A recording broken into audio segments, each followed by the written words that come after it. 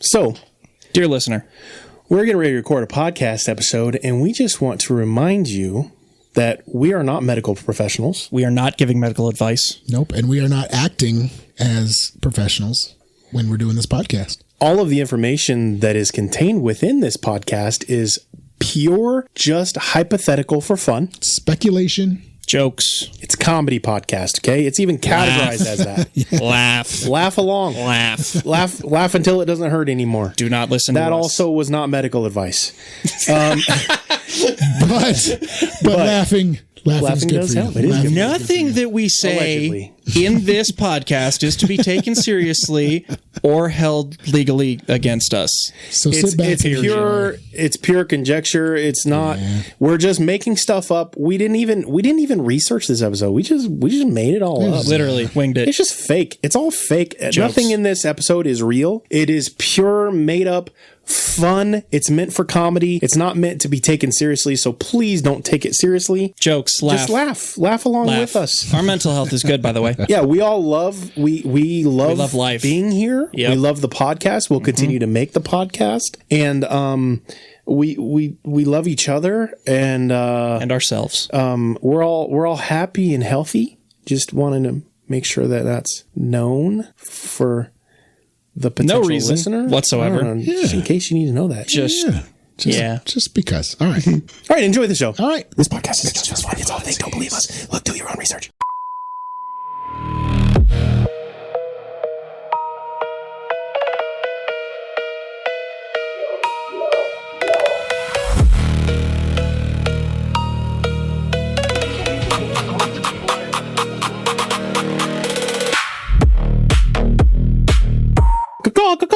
Toki.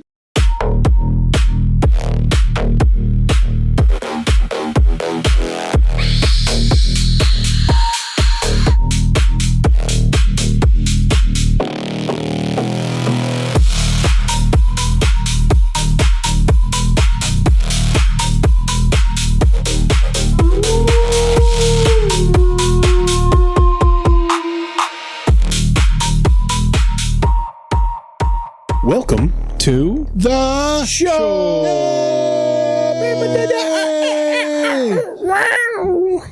That was a new one. Have you seen that trend where they ask somebody to what sound does a dinosaur make? Yeah. And they'll go rawr, and then it's like Jurassic Park scene and the T-Rex and it goes rawr. Phil, give me your best T-Rex. Yeah. All right. My best T-Rex? Yep, your best dinosaur sound.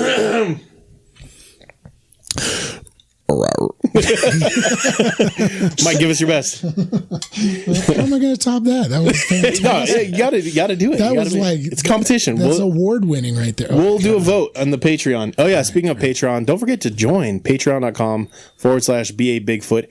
But I misspoke. I meant to say we'll vote on the Discord.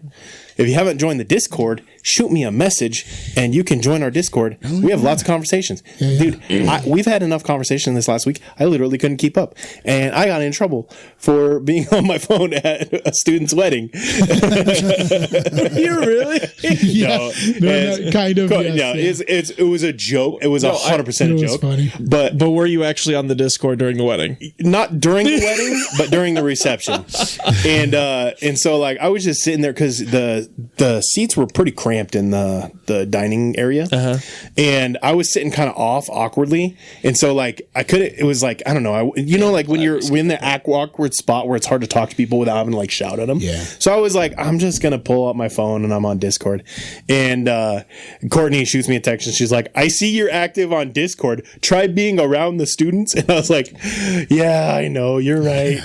But, and All so 5 students that were there, 2 of whom it was their wedding. So it was a funny Discord because Tanner, he was like, my wife already said that I'm on the phone too much at this wedding, and then Courtney chimed in and said, "Stop throwing me under the bus." So then, I said, "I'm sorry, gentlemen. I've been on my phone too much, taking ownership." Oh gosh, that was funny. I felt like I was there. It was good times. Yeah. It was fun. It was a fun wedding reception. I really enjoyed it. I actually had a good time. But yeah, and they're listeners. So I don't know if they will listen to this. Congratulations, you guys. Part of me hopes that they don't listen to this on their. I don't think they would. No, because this will come out. We're way ahead. Oh, now. yeah. So they won't. They'll be 'Cause we're probably on be summer back from their schedule, honeymoon. so. But either way, Our current events congratulations. will be super current by the time you hear them, but congratulations, Grant and congrats. Maribel. You guys are amazing, and it was a beautiful wedding. You both looked stunning, and the reception was a blast. I was looking quite decorated. The food was delicious. It was catered by the Mexican restaurant there, and it's the same owners that own our Mexican restaurant. Oh, that's why they were so slow over there. Well, they're taking pictures in I between. know. I went over there at 8. At what? With my folks came out to meet us, so we had dinner over at the Mexican restaurant. Okay, I get what you're saying now. I was like, what are you talking about? But yeah, they had, and it was like a street taco buffet. Oh, Bro, I ate more street tacos than my body could handle. I will just word it that way. It was good. Their salsas were. yeah. They had like a red chipotle sauce that was. See, we got this place Delicious. in Alliance they bring a whole taco buffet thing going on with all the different sauces. Man, so Dinosaur. It was good. good. So good. I was seeing how long we go. Everybody listening is like, so about that T-Rex. No, I wanted to congratulate my students first. But join the Discord.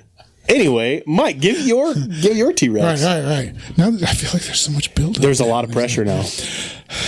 All right. Let me think. Let me method act real quick and figure out. There's a lot of pressure on this.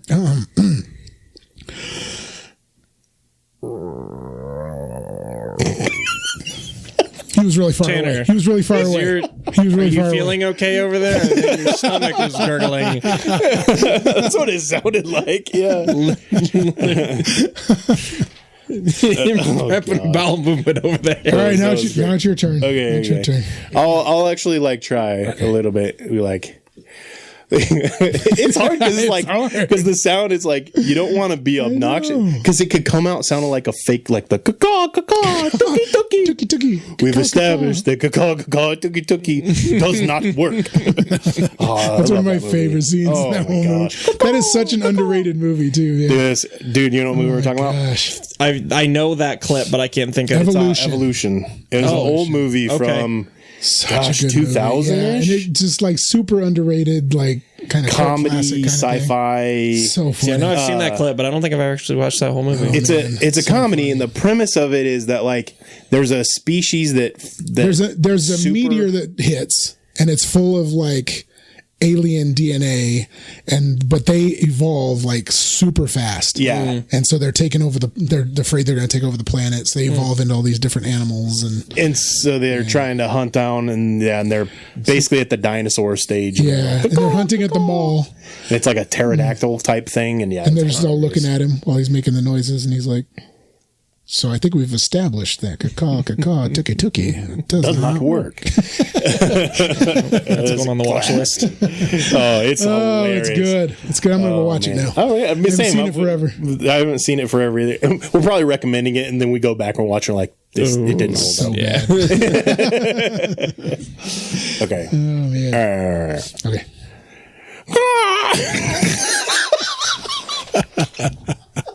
I told you it's you try to do the. You sounded like an Up. It doesn't come out. The bird. There's the Up is intro. what you sounded like. What was the bird's name? Okay. What was the bird's name in Up? That's what you sounded like. The dodo? 7 minutes Yeah. in. Okay. It had a boy's name, but it was a girl. Oh my gosh. Can't go What is it? deep Yeah, enough. because you're trying to think of the noise. It's like that. You know what noise I'm talking about when it's do you know what noise I'm talking about? The anatomically The faces you're correct, making, the one doing that they've it are deduced great. is the actual type of sound that they would have made, yes. not the Jurassic Park deep roar. Yeah. Not the mixed up the. What's your favorite roar line. in What's the cinema history? T-Rex. Ooh. Wait, what is that noise? Oh, the kind Yeah. of trumpety. Yeah. Try to make that noise.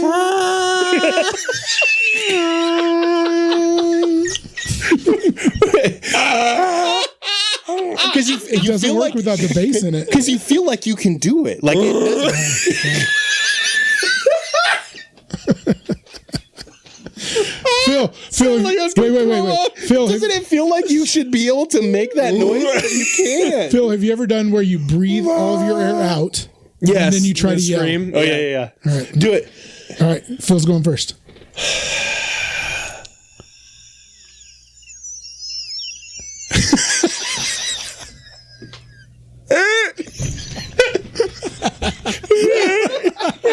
All right, my turn. All right.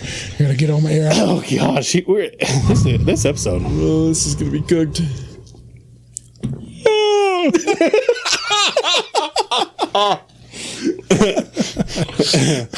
All right, Tanner's. Okay. Make sure you get them lungs good and empty. Okay. I'm gonna do this.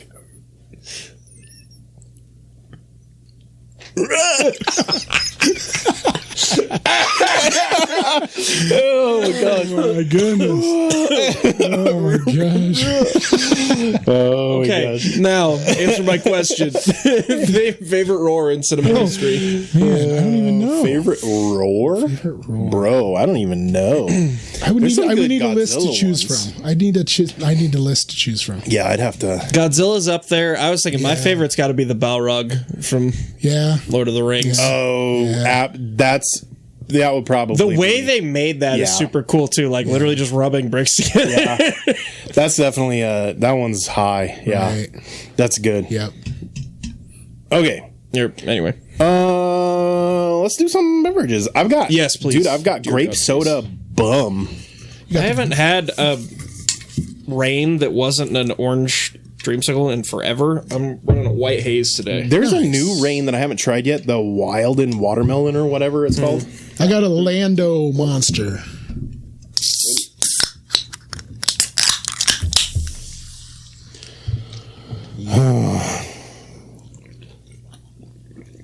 I love grape soda, and having a grape soda energy drink that tastes like grape soda, I not do like grape soda.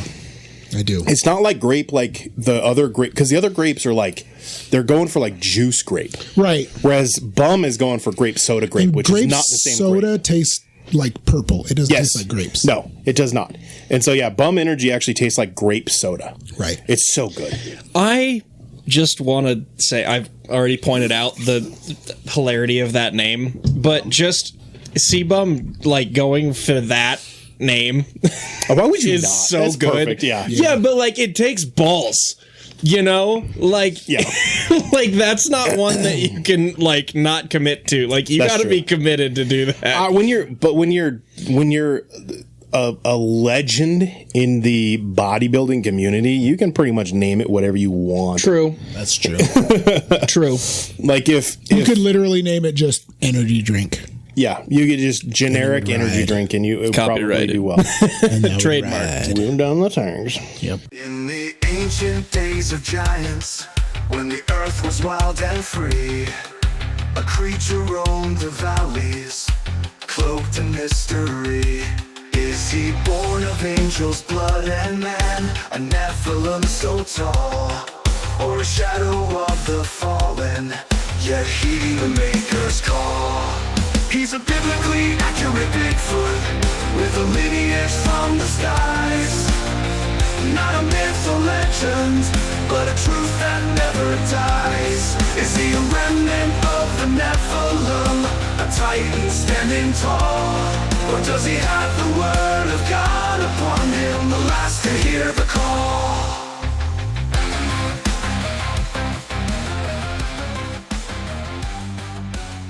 What do we got? All right. We got Oh, all right. They've been positive. re-hijacked or I stole it back. unhijacked. Mike, you haven't done it. Here, Oh. you get us to be psychic. That's weird. You're psychic because I just was in my head going, I wonder if he'd let me do it. Yes, I would. Oh man. All right. All right, Phil. Our first act of psychicness. I can't see this. Okay. All right. 21. No. I was going to say 42. 43. Oh, That was close. I'm on. That was close. All right. I was half of All that. right. What's the magic word in this one? Dreams. I'm going to say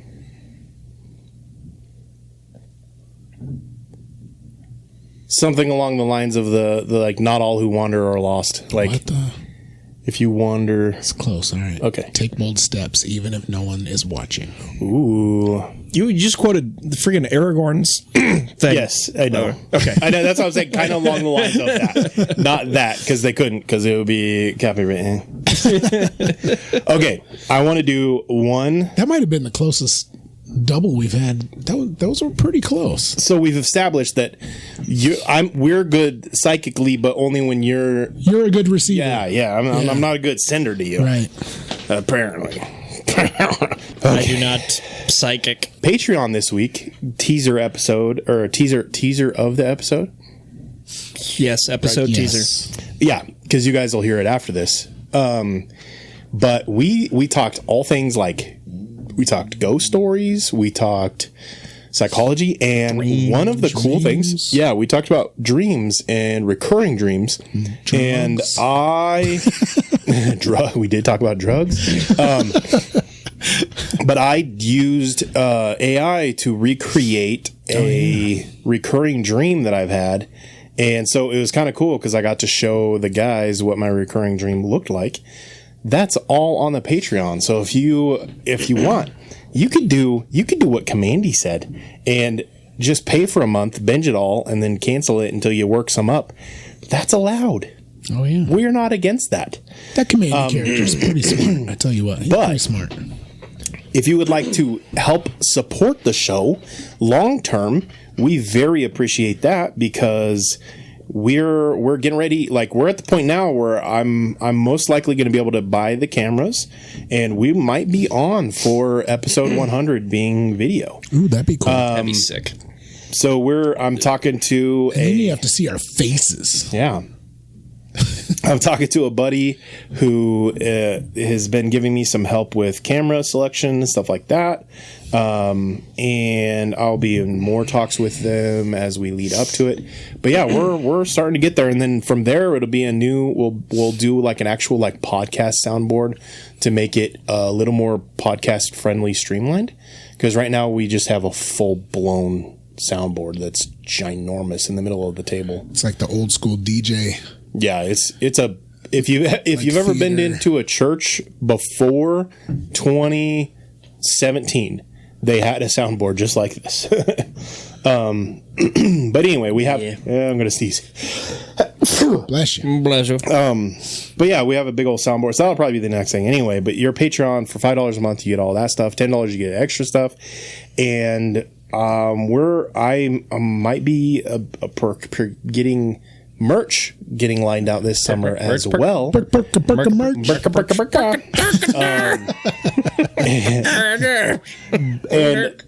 the way we will probably do merch is we will probably pre-sale a little bit to get some of the stuff bought initially, and then after that we'll just have available shirts that you can order on, like print on demand kind of thing from, because we got there's stuff in the works. Okay, word. Get off my back. I want a hat like that. This I can have, dude. Andy, I'm gonna have him. This is Andy Estrella that made it. That's I'll have him make. I need to make him. That's a really cool fathead hat. It is. That's why I think that's why he wears them and get made one. Anyway, stuff is happening. Anyway. Okay. All right. So current events. Yeah. We're gonna talk about anything. What are we talking about? Events. Did we talked about Proline last week about how good it is, right? Right. Yeah, I need to order And then some. Insanity was amazing, but apparently it's not going to exist now. And Here's my conspiracy theory. Okay. You gave it. Give it again. But So you gave it. did I? Okay, yeah. Yeah. I think I don't even remember. They stuff. built it up. We're recording pretty close after we recorded the last episode, so We I'm having a hard create time supply and remembering demand, and we switch the label. into yeah, rated R, or whatever. Yeah.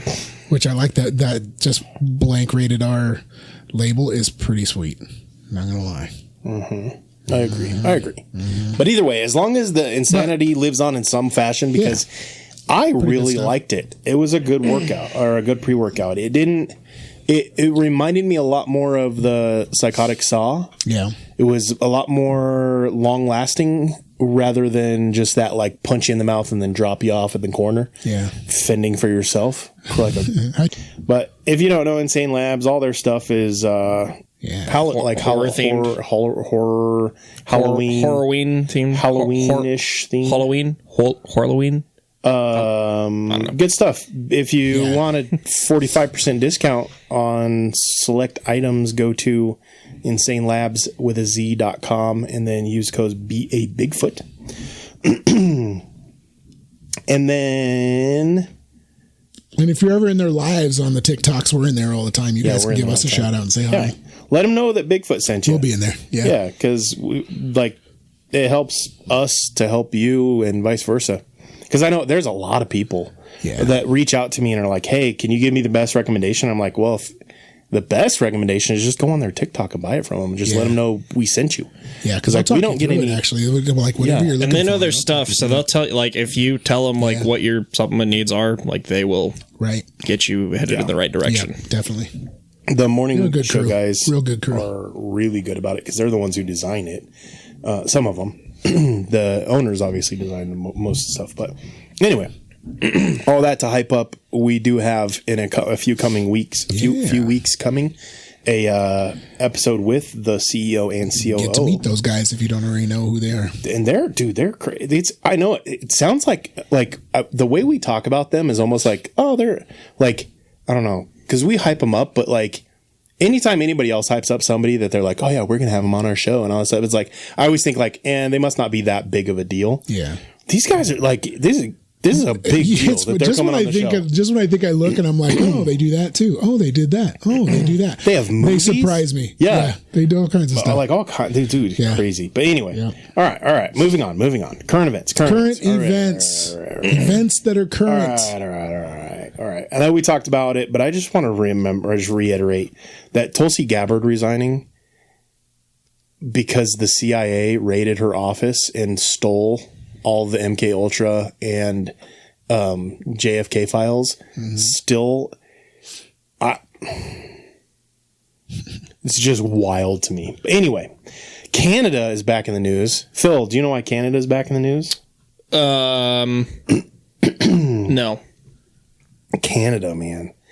Canada is becoming more and more like 1984 as time goes on. Yeah. Like like it's crazy. So the newest one is there was a guy who recorded all of this for his own benefit on like on his phone, like hidden-ish in his bag or whatever.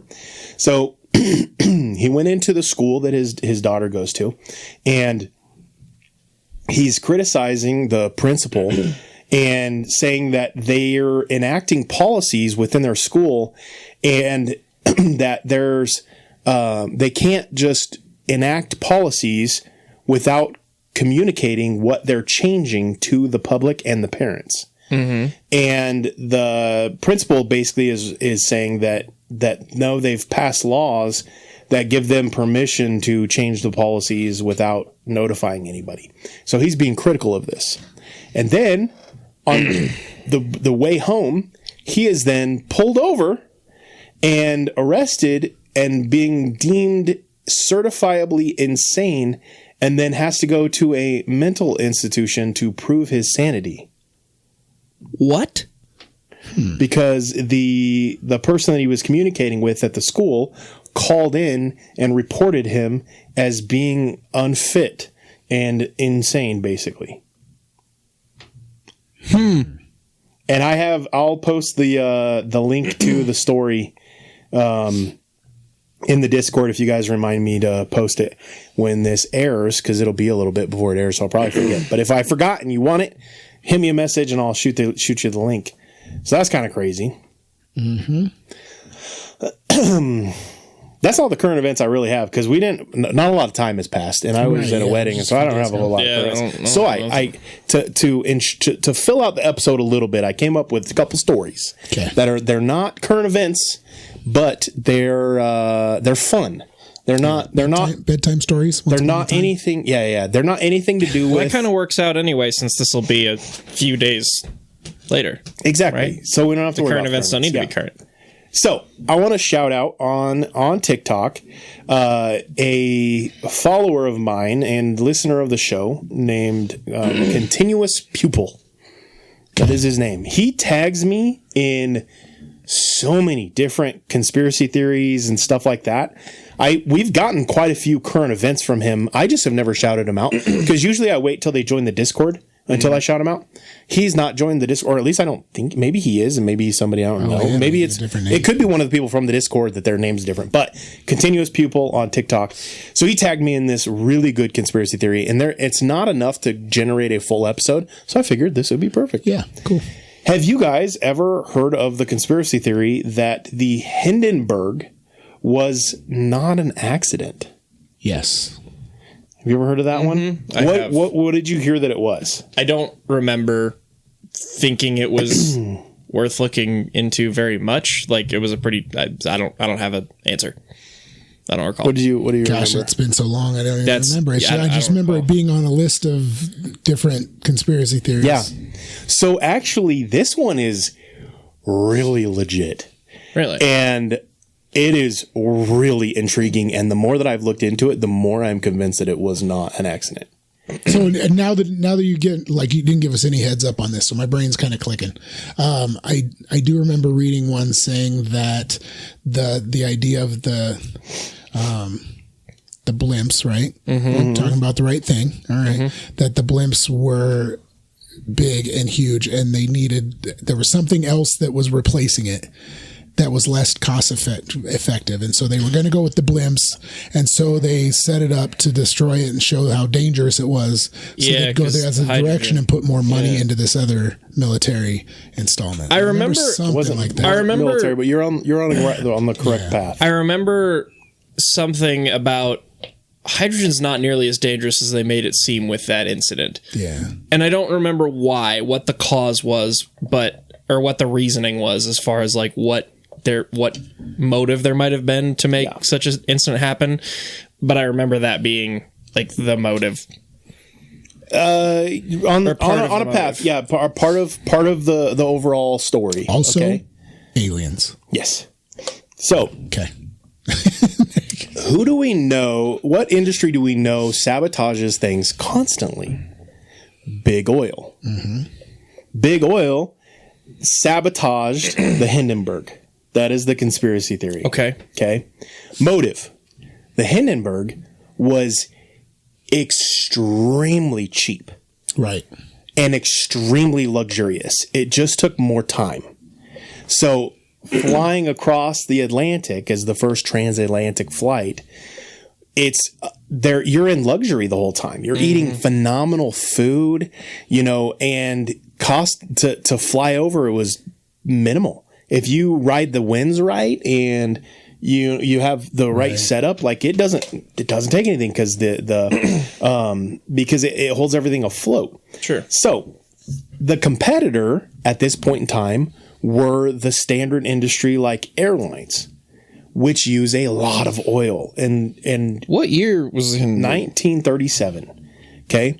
So in 1937, the timing is super suspicious because at this point in time, also, the United States began limiting their helium production because helium would have actually been the better gas to use. Right. Because it is even less flammable and it is lighter. Yep. And so the United States, all of a sudden, kind of out of nowhere, is just like, no, you can't use the helium unless you pay extremely more than the hydrogen. And so then the helium is now restricted.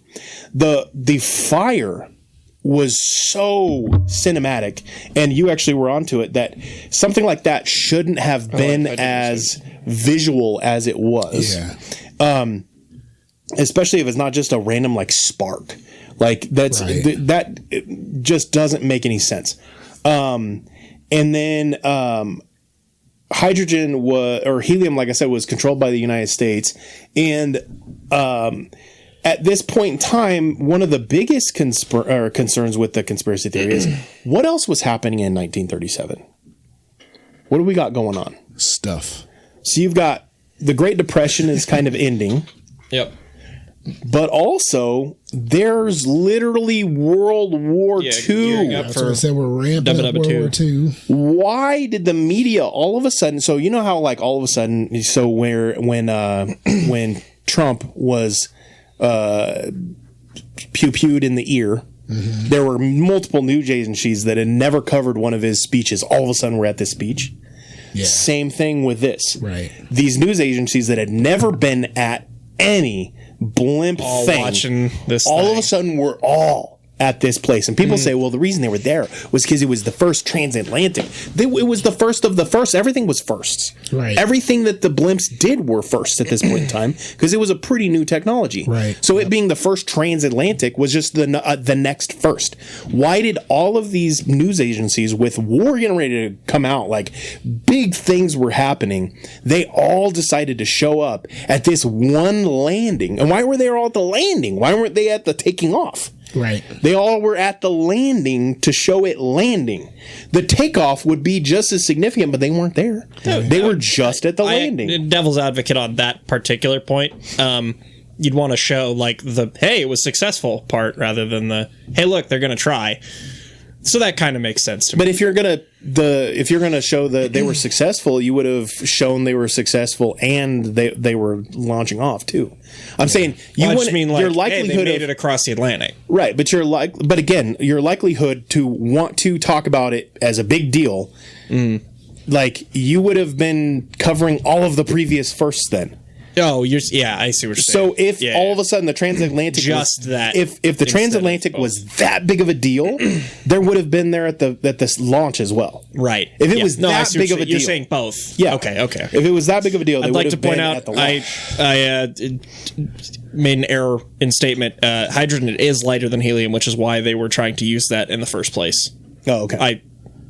Incorrect. Mom, don't yell at me. Gotcha. She's a science teacher. I can't.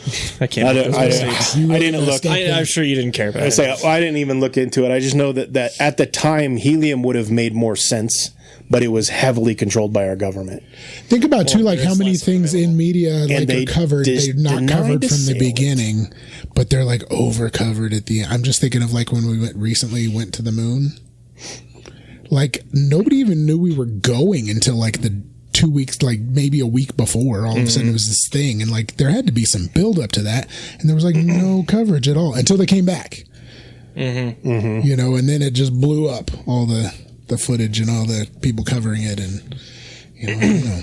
And the biggest issue with the conspiracy theory is what caused the fire? What caused so that was the other thing that I remember being I don't remember. Do you remember what they was claimed? I don't remember what they claimed. So they claimed that it was a static electricity, like a static electricity discharge by somebody who was near a small leak.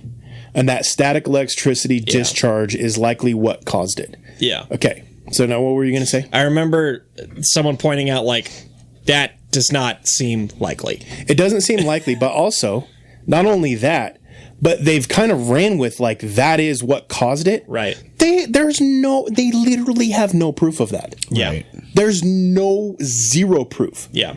But that was what I remember learning. I don't even know if there's evidence of it at all. There can't be. There's no evidence. No. It is just as likely somebody set up a bomb. I can't say that. I said it once. It's all right. There's just as likely somebody set up an explosive device as it's probably more likely, I would say, than a static electric discharge at a leak. Yeah. Just happened to be enough to cause an explosion like that. Was there anybody like significant on? I would imagine there would be, but like, is there any connections with like any significant? I'm just thinking of like the Titanic. The Titanic type, Because the Titanic, when they really analyzed it, the people that were on that at that time, like that was were really, you on the episode we talked about convenient. That? Were you on the episode we talked about that? I don't Okay, think so. yeah, we talked about that at one point, and it's like, that was pretty much. What this is giving me vibes of is like, was somebody that was opposed to if big oil is the culprit. Oh, it just so happens that the main or like the owner of the largest blimp company or something like that. There's big plastic on there. Okay. Or like So this is crazy. I didn't realize this. This would actually, in hindsight, prove that what'd I say? No, I was making a pun. Hindsight. Gotcha. Hindsight. I thought it was one of my famous. No, mispeaks. you did fine. One of the craziest things is that that 36 people died on it, but there were 97 people aboard. Right. So when it went down, 62 survived. When a plane goes down, like one lives in, it's a miracle. Yeah. That's crazy. So it's actually, like, thinking about it logically, it might be the safer of the two back then. But anyway, but yeah, so there was 36 total people, 13 passengers, 22 crew, and 1 ground crew. But how does a ground crew? I got this. Not the. I got it. I got it. I'm in real time looking up any big names that would have passed away. But I thought that was crazy that actually people survived.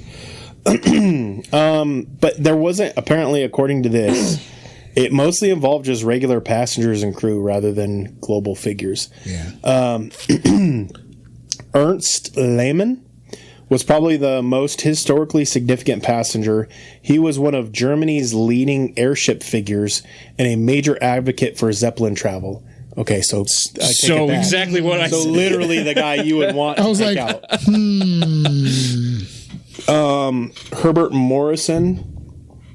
He was a legendary in media history, and they had no famous high level power players were associated with the list, versus like what happened is with Titanic, right? Other than the one guy who is like the leading figure in the Zeppelin travel, when the whole basis of this conspiracy theory is the beginning of the plane people getting ready of a war, and he's from the country.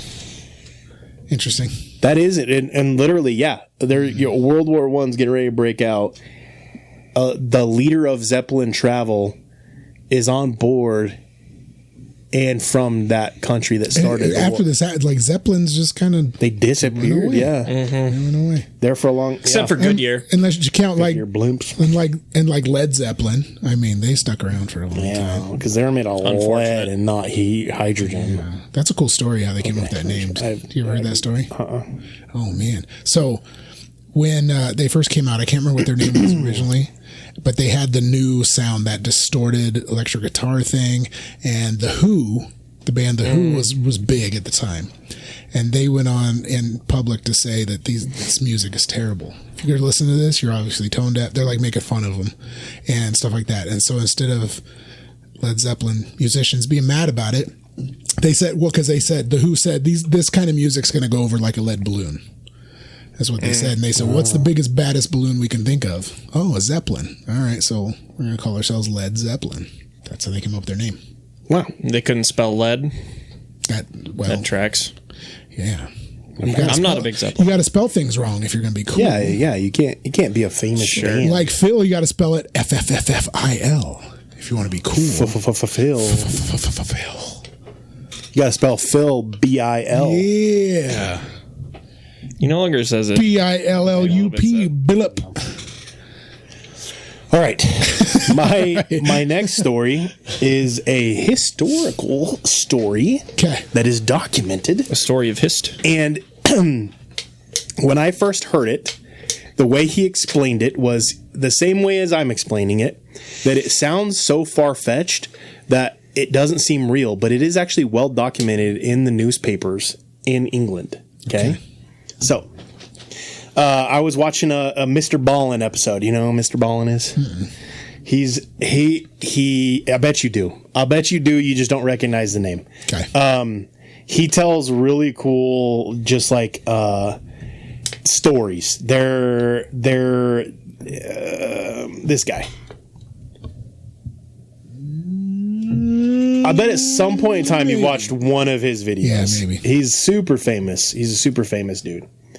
So anyway, so he's telling this story, and again, I went and I looked it up, and sure enough, it is actually like newspaper documented, like paper trails to this story. Okay, so there's this woman who a couple of years back had her husband had disappeared at sea, presumed dead, and was kind of going through this grieving period.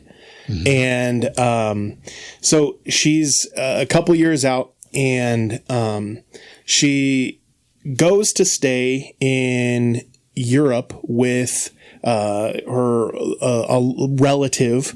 And if you want the full story, you have to go watch, because it's like a half-hour story. I'm not going to tell the half-hour version of it. So she goes and stays with a family member in Europe, and while she's there, she has this horrific nightmare in which she's walking along and she sees this shed, and she goes in to investigate the shed. And when she opens the door, there's a woman in there, and she's just like full blown, like just crazed.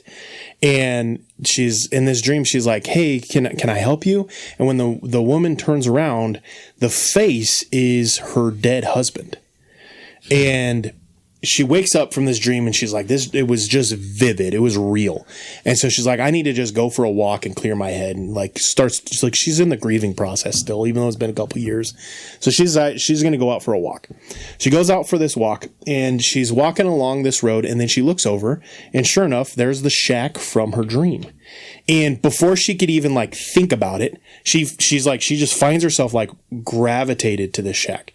So she's just walking to the shack, and she's like thinking like, what am I doing? Why am I walking in the shack? And like, but it's like her body just was like, I have to check it out.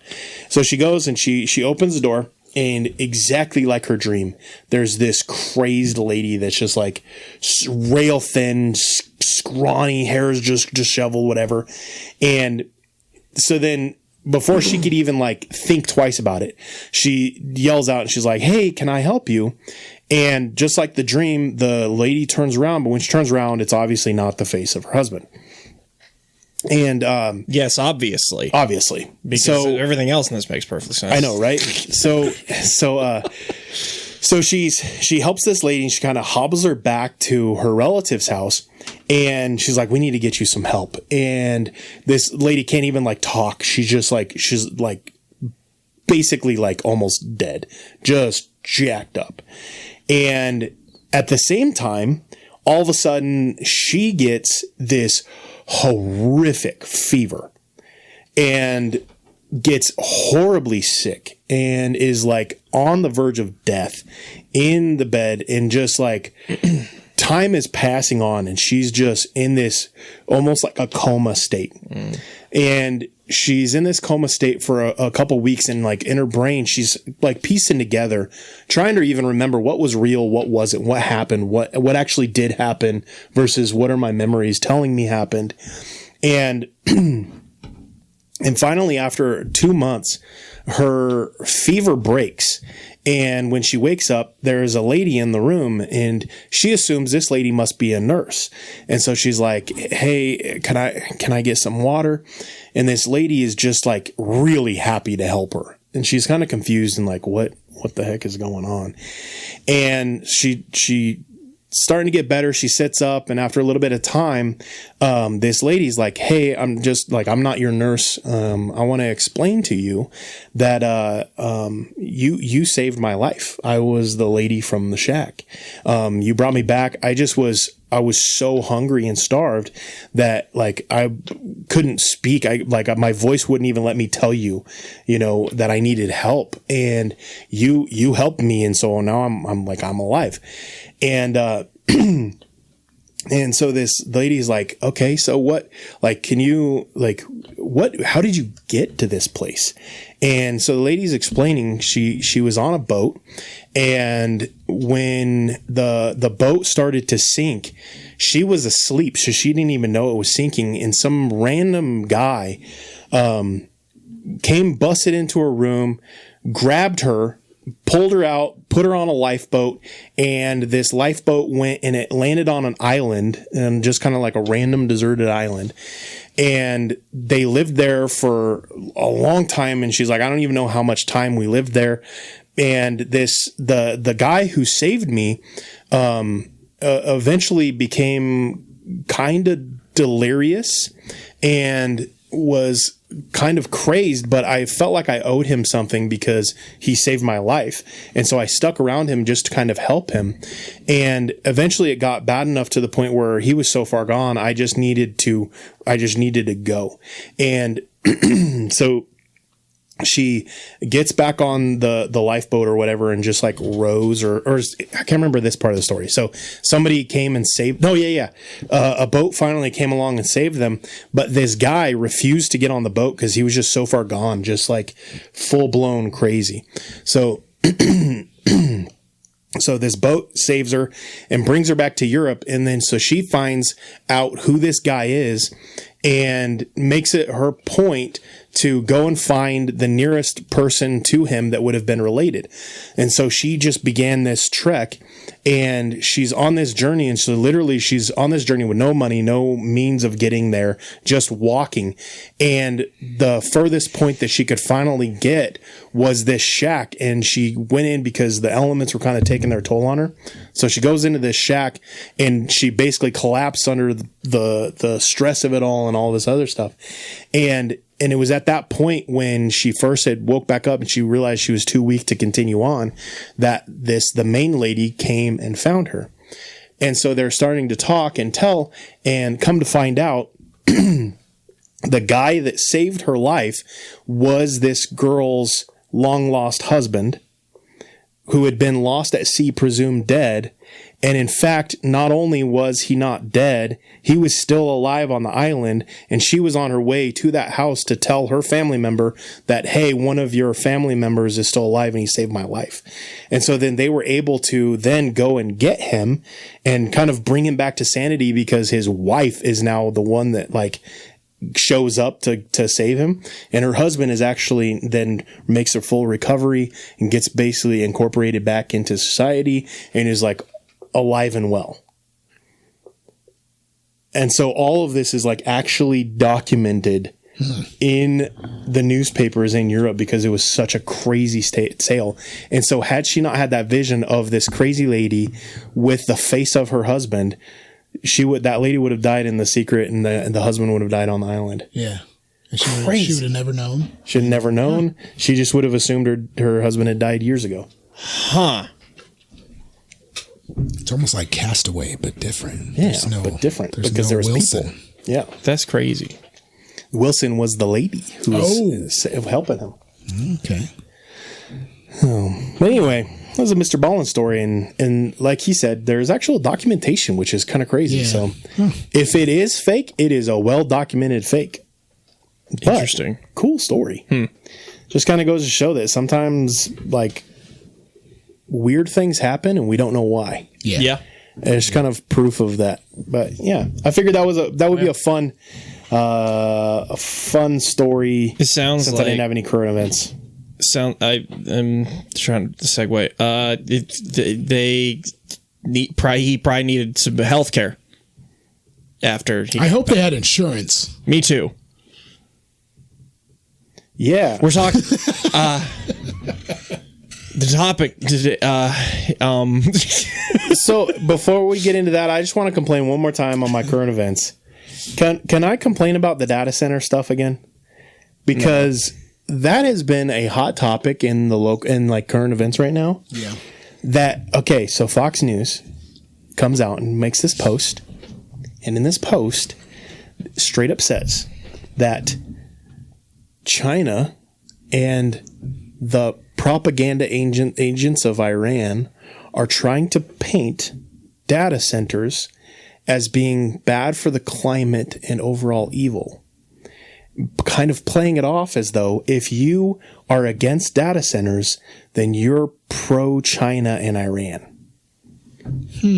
At that point, and I was like, bro, Fox, what do you, like, we're not that, I hope.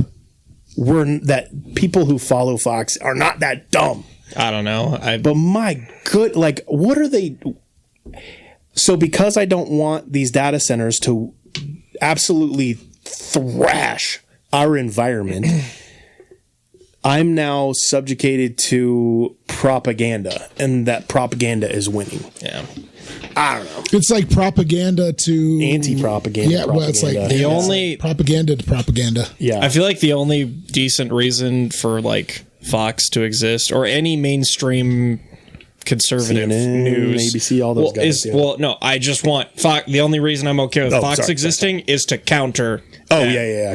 Like Both, because CNN, MSNBC, ABC, they're all bad. They're all terrible. CBS. Yeah, they're all terrible. One, it's crazy. You can watch any But of those major. Fox is on the other side, and they're just as bad, but on the other side. So it's good that there's some like You can opposing- see the same story on any of those outlets, and it's the same story, and it'll be completely different stories. Yep. No, it's all terrible. Fox is just as bad, crazy. just on the other side, but I'm just glad that there's something on the other side to push back. I would really prefer just none of them existed in their current form, but they do. And so at least there's some level of balance. I did throw a theory out in the Discord, like what if all these people in high power positions are trusting their AI, asking their AI, well, how do we do this? How do we make this better? What do we need? And the AI is like, oh, we need more data centers so we can grow AI. So the AI is growing itself so that AI can Skynet the whole thing. Okay, real quick. I saw. Sorry. No, go ahead. Okay, so Just a theory. thinking about how much stupid there has been at high levels in terms of decision making and the way that they present things, the things that they tell people, like looking at all the holes in it. Do you think that AI has been used as a tool to help decide what course of action to take in politics and in media for a while? Do you think that might have something to do with why there's so much stupid crap? I would be surprised if it isn't, because I just know, like, even locally, people locally that have, power and things like that will use AI to create things because it's faster. Mm-hmm. And they'll let AI create it, and they will put their name on it, and sometimes they have no idea even what it is in it. Like the way that you can recognize AI music or AI generated art. Yeah. Do you think that we just didn't realize that that's what it was, but that was why we're like, what is going on what's presented to us as the public? When it comes to public tech, we are always about 10 to 20 years behind what the top people have. Right. So whatever they have right now, we're not going to see for another 10 to 20 years. But what we're seeing now what's been going on for the last 10 to 20 years? I wouldn't be surprised. I would not be surprised at all. Okay, my brain is on something real quick, okay? Okay. So, we know. A standard human body is roughly 66 liters. So, if you were to compute, I don't like where you're going. No. You might be surprised. So, if you could compute that area to storage, the human body can contain 2 petabytes of data. Okay? Wow. Which is a lot. Yeah, 2,000 terabytes. Okay? That's how much storage you could fit in the space of a standard human. Okay? You could fit 2,500 people in a small data center. You could fit 25,000 people in a medium data center, and you could fit 250,000 people in a hyperscale data center. Currently, there are 500,000 plus of the small data centers. There are 10,000 medium data centers, and there are 1,000 hyperscale data centers, which would then compute to hundreds of millions of people and hundreds of, how many, add all of that up, and it's like a few billion people worth of space. So now take those few billion people worth of space and then calculate 2 petabytes per person within these data centers. Mm-hmm. Okay. Now answer me why they need that much space. Because that we're much getting memory. ready to abandon Earth and leave Earth as a giant battery to power Okay. the next level of our evolution. Do you think they're? I don't know. Yeah, it's Do you crazy. think they're getting ready to like? What if they actually used us as storage? If they actually put people in the data centers, people became the data centers.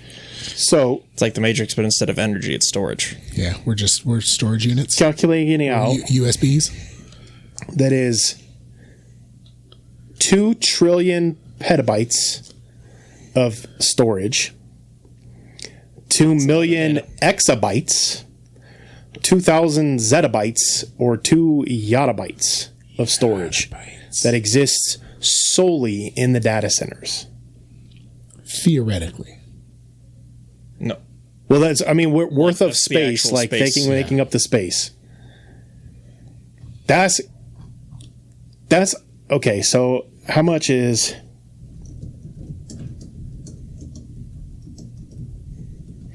of that is per person on Earth? Okay, so that's 0.244 petabytes per person. So that's 244 terabytes per person on Earth. Okay. That is how much storage capacity that the current setup of data centers would take up, basically. so why would we need more? Why do we need 244 terabytes worth of information per person? I don't have that much information stored of my entire life worth of videos and photos and documents.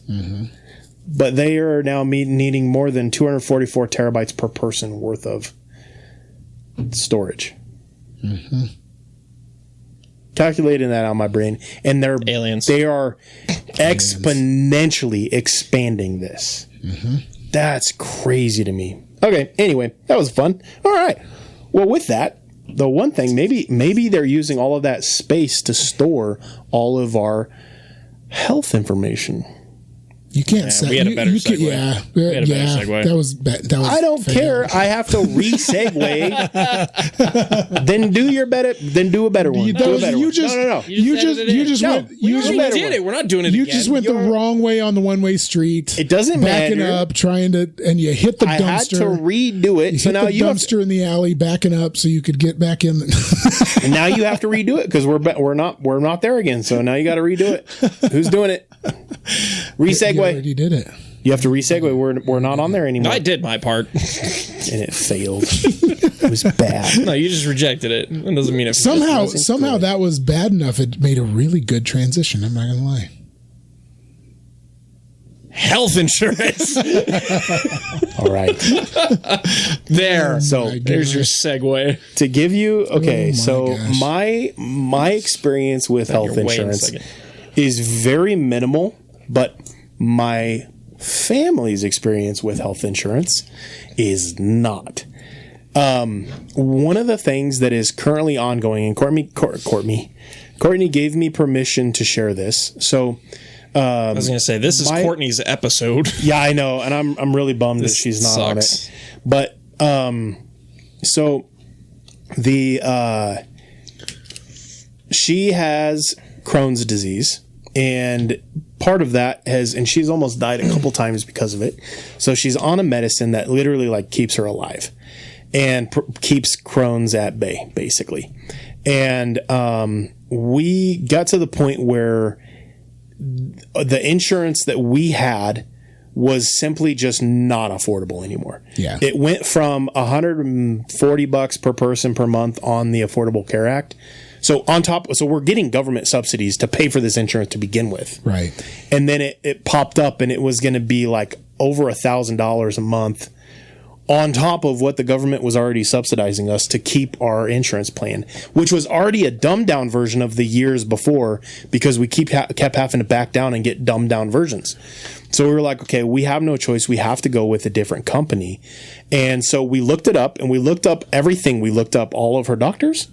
We looked up her medicine, all of the side medicines, everything we could possibly look up to see if it was covered by this insurance plan. It was all covered.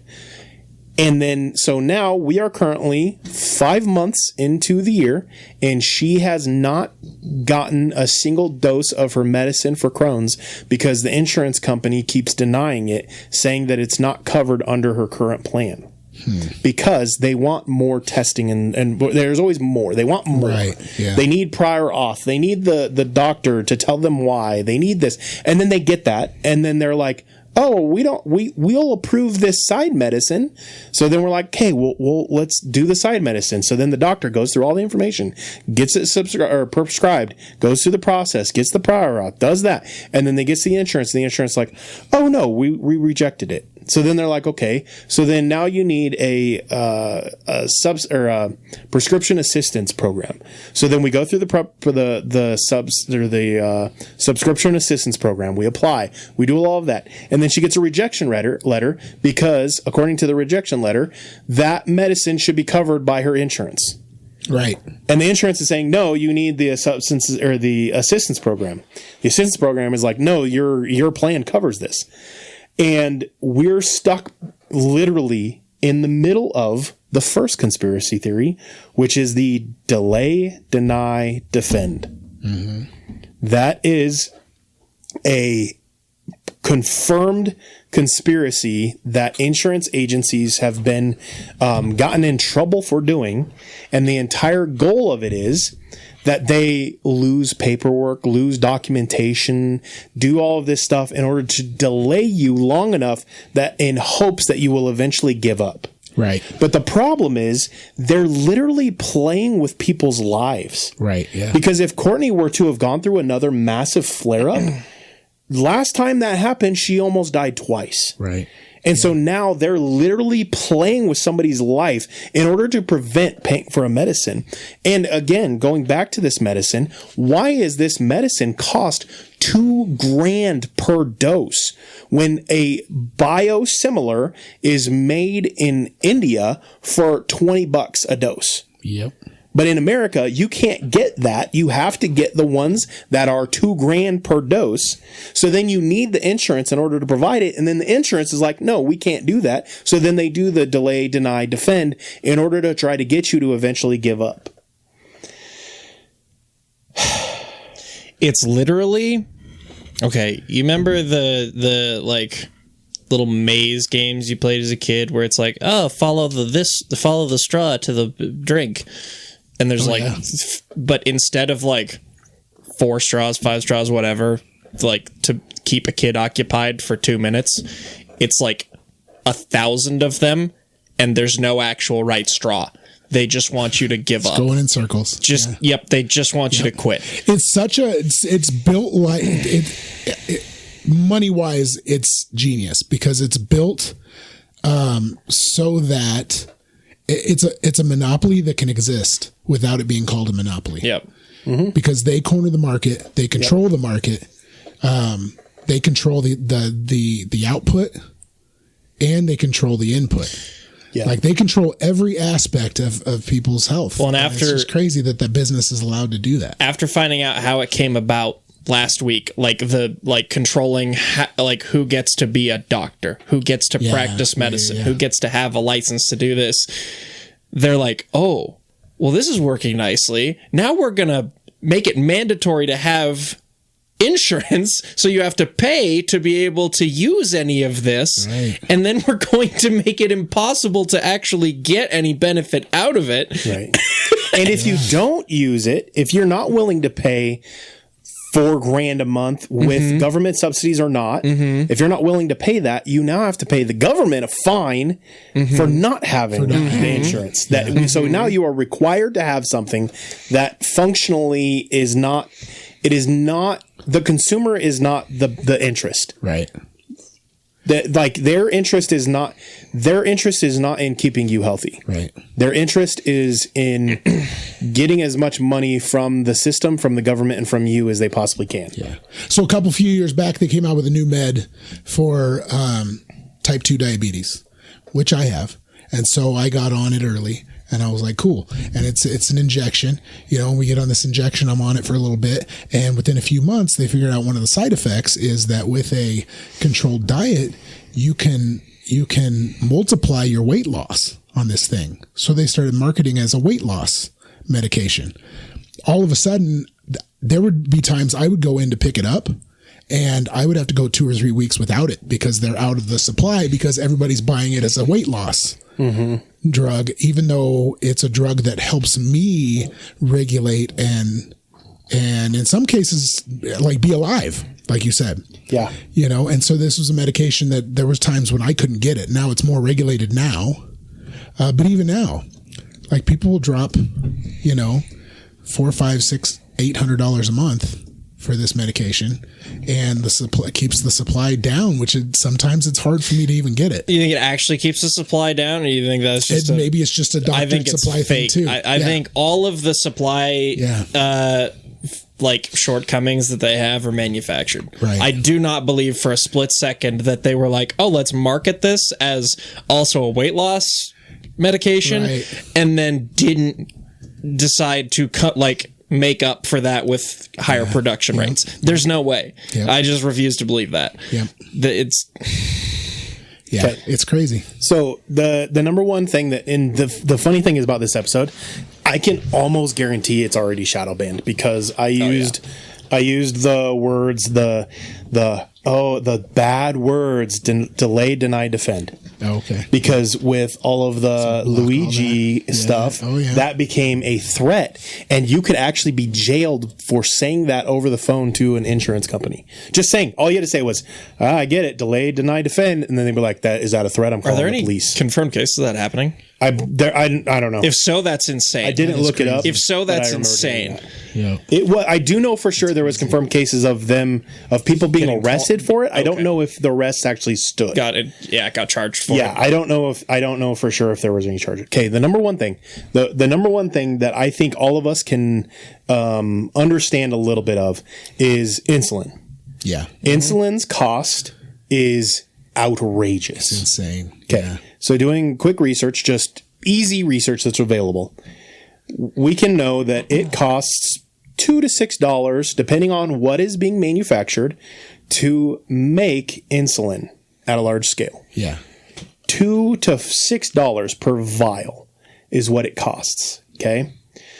And immediately the ChatGPT, when I asked that, its response then is, so just so you know, the reason it's expensive is because the manufacturing cost is not the final price because of R&D recovery, clinical trials, patent strategies, manufacturing, cold chain logistics. Okay, so then your next question is, okay, so who invented insulin and when? 100 years ago, it was discovered in 1921 at the University of Toronto. So in 100 years, you're telling me they didn't get back their R&D from the University of Toronto? Mm-hmm. You're telling me they didn't get back their R&D. But not only that, the patent for it was sold for $1. So the company that bought the patent, their R&D into it is $1. That's how much time they spent on this patented medicine. Because the inventors believed that it should belong to humanity, not for those profiting. And quote, insulin, the guy who invented it, insulin does not belong to me, it belongs to the world. So it has been 105 years since its discovery, 104 years since the first treatment. The company that purchased the patent spent $1 on R&D for it, and they now charge, how much do they charge? It's a lot. I have no idea. So while you're looking that up, after $6 per vial, everything else is profit. Yeah. So while you're looking that up, though, like with my medication, if I were to take it as a weight loss and get it through one of the weight loss companies, I could get it for probably $400 to $600 a month. I have insurance, so mine's way cheaper. But without insurance, it costs me about $1,200 a month. As a diabetes medication, but as a weight loss medication, it's half of that through another company. It's just crazy that, if how do you create more supply and demand than just supply and demand? You make it so it can be life or death supply and demand. That's crazy. Yeah. Yeah. So insulin, like actual insulin, they're charging from as low as that I can find is $350 to $1,000 retail. Some even over $1,500. Yeah. So,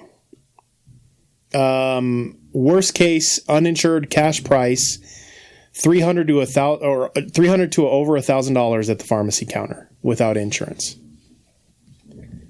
Something that costs them pennies to manufacture and make. You know, It's crazy. So then comes in, and again, it's delay, deny, defend. That is the system. That is, and I don't know that it's just insurance, because even like talking medical wise, like when I had knee surgery, and they brought out some Tylenol, and that Tylenol I turned it down because that Tylenol was going to cost me like $600 a pill. Yeah. Well, and then, so I know we're talking about medical specifically, but insurance in general is just the biggest scam of all time. It's crazy. Like as far as like car insurance, like movies and cartoons and stuff, they make fun of insurance and stuff. That's how obvious it is. Car insurance, right? If someone gets, if I've been paying for insurance for 10 years, right? Mm-hmm. And I've never been in a significant accident. If I get T-boned by somebody who ran a red light and they don't have insurance, it won't be paid for. Mm-hmm. I'm going to be stuck with the bill on that because they didn't have insurance. Yeah. They can get in trouble. That happened to me. Somebody backed into my truck. I wasn't even in it. I was in the building. And I came out. It was on video. They went to his house. He had a court date. He probably paid more for the lawyer to get everything dropped because he didn't have insurance. Mm-hmm. He probably paid more for the lawyer than if he would have just paid for damages. But I ended up paying for damages. I ended up paying for damages on a truck I wasn't even in. Yeah. Crazy. So, let me tell you about saline bags. Okay. Saline bags is the next thing on my list of frustration of proof of the system being broken. How much do you think it costs to manufacture a saline bag? A bag of salt water? Sugar water, little salt purified salt water. About $3.50. $3? $3.50.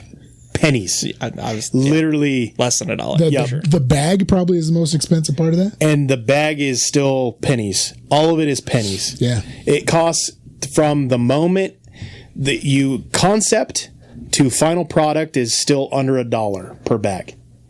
Wow. How much do you think hospitals pay to the saline companies in order to get the bags? $25 a bag. Right around there. Nice. 20 plus. Then how much do you think the hospitals charge the patient to use that saline bag? $1,000 a bag. Anywhere from the best hospitals being over 100 to well over 300. That's what I was guessing. Yep. So from as little as 100 to well over $500 per bag. Yep. For something that the manufacturer it costs less than $1 to make. Yep. The hospital then they're charging the hospitals, so let's say $20. So they've now profited $19. So let's be as fair as possible. Transport costs, shipping. How much does it cost to ship a bag of salt water? They buy them in bulk. Still $couple dollars. Yeah, you're still. I just know somebody's going to bring it up, so we will factor it in. Yeah, at highest, your shipping cost. Let's say they charge $5. Let's say the shipping cost for a big old thing of like 100 of them. 100 of them. Let's say it costs $100. Yep. To ship that. You're $1. They're now $1, so it now costs them $2 to make for each one, and they're charging 20 per. So that bag of 100, $18 profit. They just so a bag of a box of 100. They're profiting 18, so $1,800. They just profited basically from at minimum Like that's how much the manufacturer just profited. So then that same thing, so all 100 of them, let's say they charge the minimum. Let's say the minimum price that I could find was $100.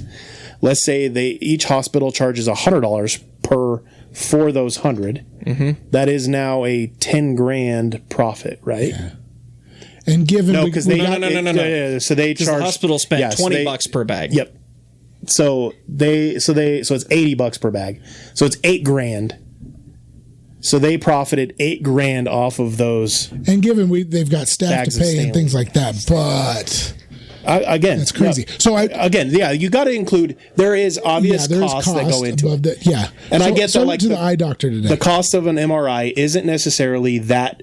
Yeah. How much it costs to run an MRI. Yeah. It's the cost of a future upgrade to the MRI eventually when this one wears out. Yeah. And That's typically the machine itself and the people, the expertise of the people running it. Yes. Yep. I went to the eye doctor I get it. today. I get that. I went to the eye doctor today. 20 minutes in there. Most of which was just conversation because I'm fun to talk to, I guess. No equipment used was discarded or thrown away in an eye appointment.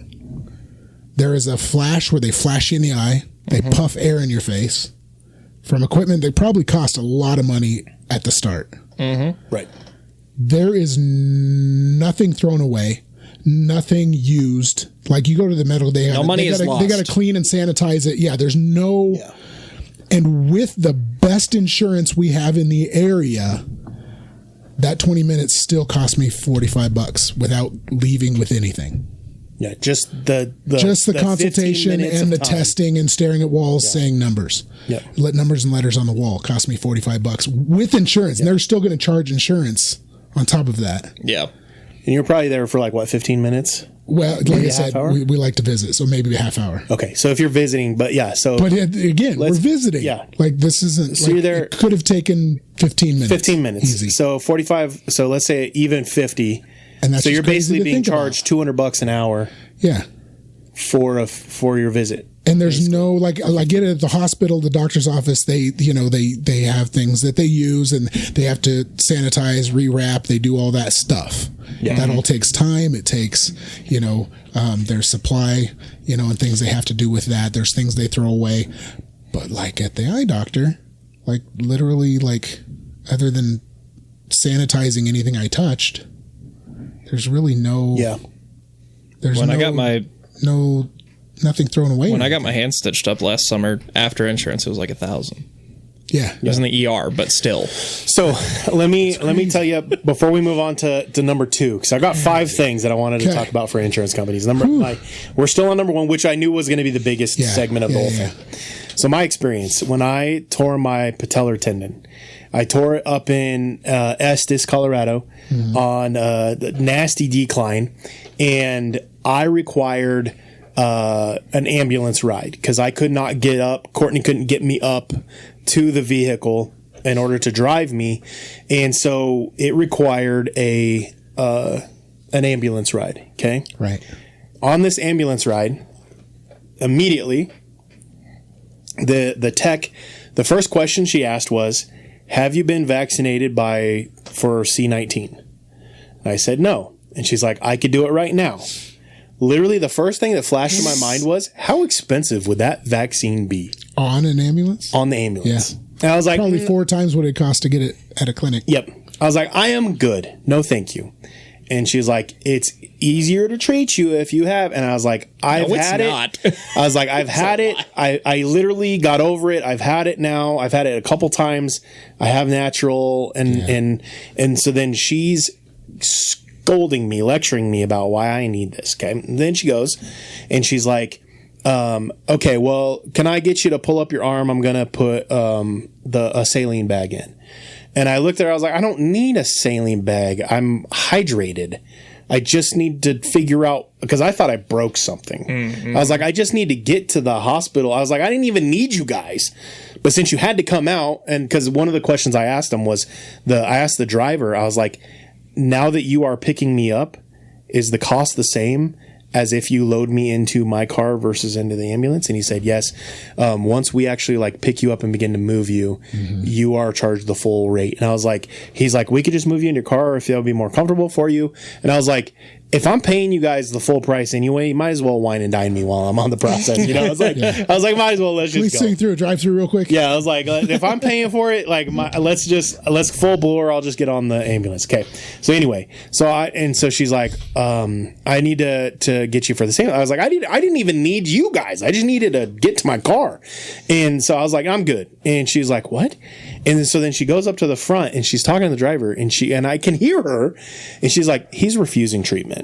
And the driver's like, what? And she's like, he refused to get a C-19 vaccine and he's refusing a saline bag. Do I just do it? I just force him to do it? And the driver's like, no.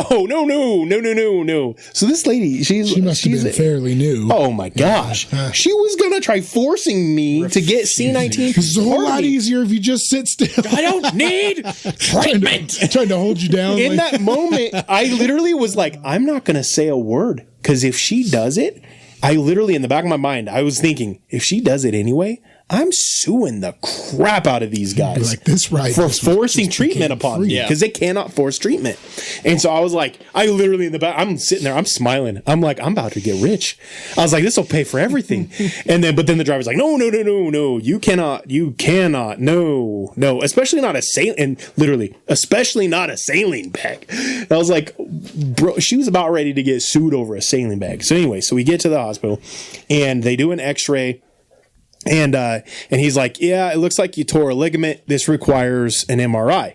And I was like, cool. And they're like, we have an MRI, blah, blah, blah. But, literally because I refused to get the C-19 vaccine, they would not let me use their MRI.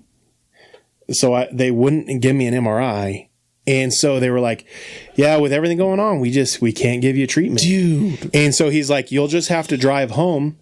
And, not only that, but they refused to give me a recommendation to a specialist. So he said, you'll have to drive home and you'll have to get an appointment with your primary provider. And then your primary provider can then recommend getting an MRI from somewhere. Mm-hmm. And I was like, you can't, like, I was baffled. So I was like, I have to ride home a 5-hour drive in horrible pain. They wouldn't give me anything other than ibuprofen. And I was like, this is wild. But I was like, but part of me was, I'm a very stubborn person. So part of me was like, I'm refusing because you want me to do this so bad that you're refusing me treatment. Right. I'm now not going to do it because of this out of spite. Well, here's part of, to play along with that. Here's part of the insurance scam as well, is that those medical professionals that have to check your insurance have their own version of insurance in case they get sued. Yeah. Like I have insurance as a counselor. I have a $1 million insurance in case I get sued. I have insurance as a pastor. Yeah. As well. We have insurance that we pay for.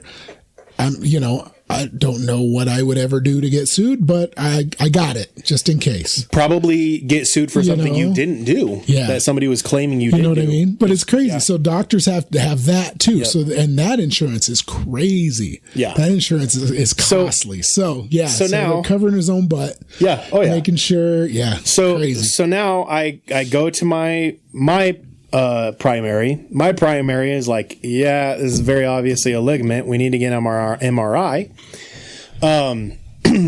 Sets me up and I go up to Rapid City. It was the earliest date I could get in. It was a week late, 2 weeks later.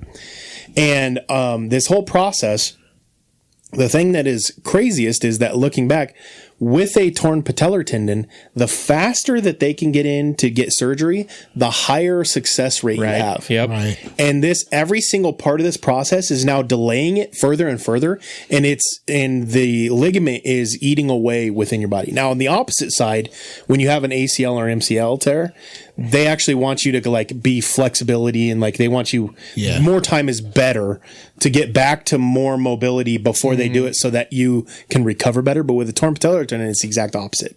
They need to get in and get it done immediately. Right. So by the time I get up to the guy and I get up to the specialist in Rapid City to read the MRI, which is now weeks have gone by. And I get there and I'm there in the morning and he looks at me and he goes, it's already been, how long has it been? 3-4 weeks? Okay. He's like, did you happen to eat anything this morning? And I was like, no, actually I did not. And he's like, great. I'll just have you go over and we'll do the surgery this afternoon. And I was like, done. He's like, I had an opening. Somebody had to back out. And so we'll just get this done because this needs done sooner rather than later. And he's like, the next opportunity is in a couple weeks. And he was telling me all about it. It needed done 2 weeks ago. Yeah. Let's just get this thing done. And so then he immediately goes in and gets it done. All this. So they do the surgery same day, literally instantly. Okay. So billing wise, he charged me. So the overall surgery, everything along the process, the number one thing that cost me the most amount of money, but also was the highest overall charge that they had charged insurance as well.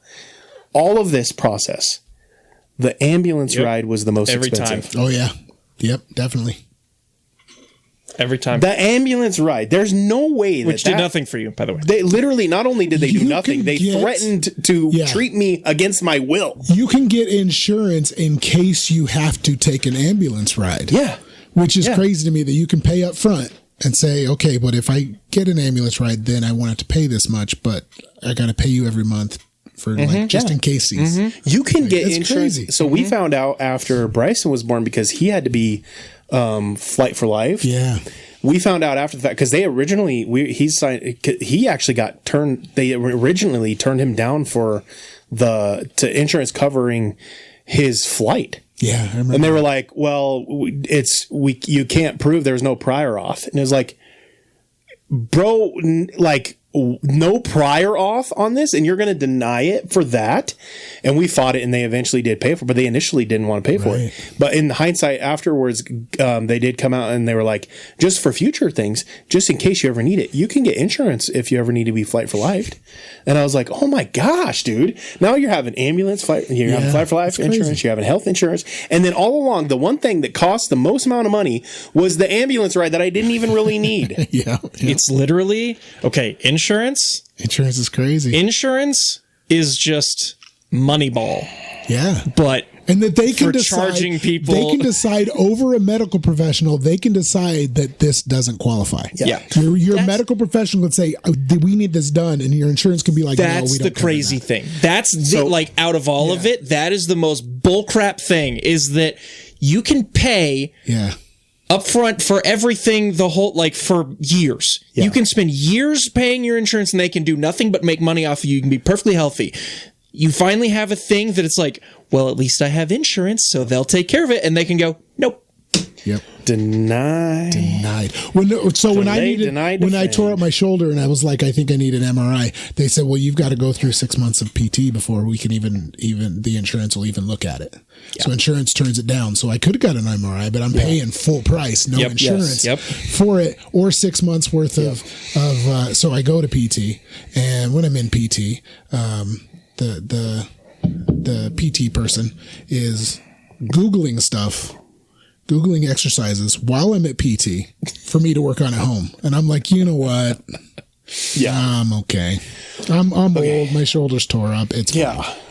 So, my knee story isn't quite done.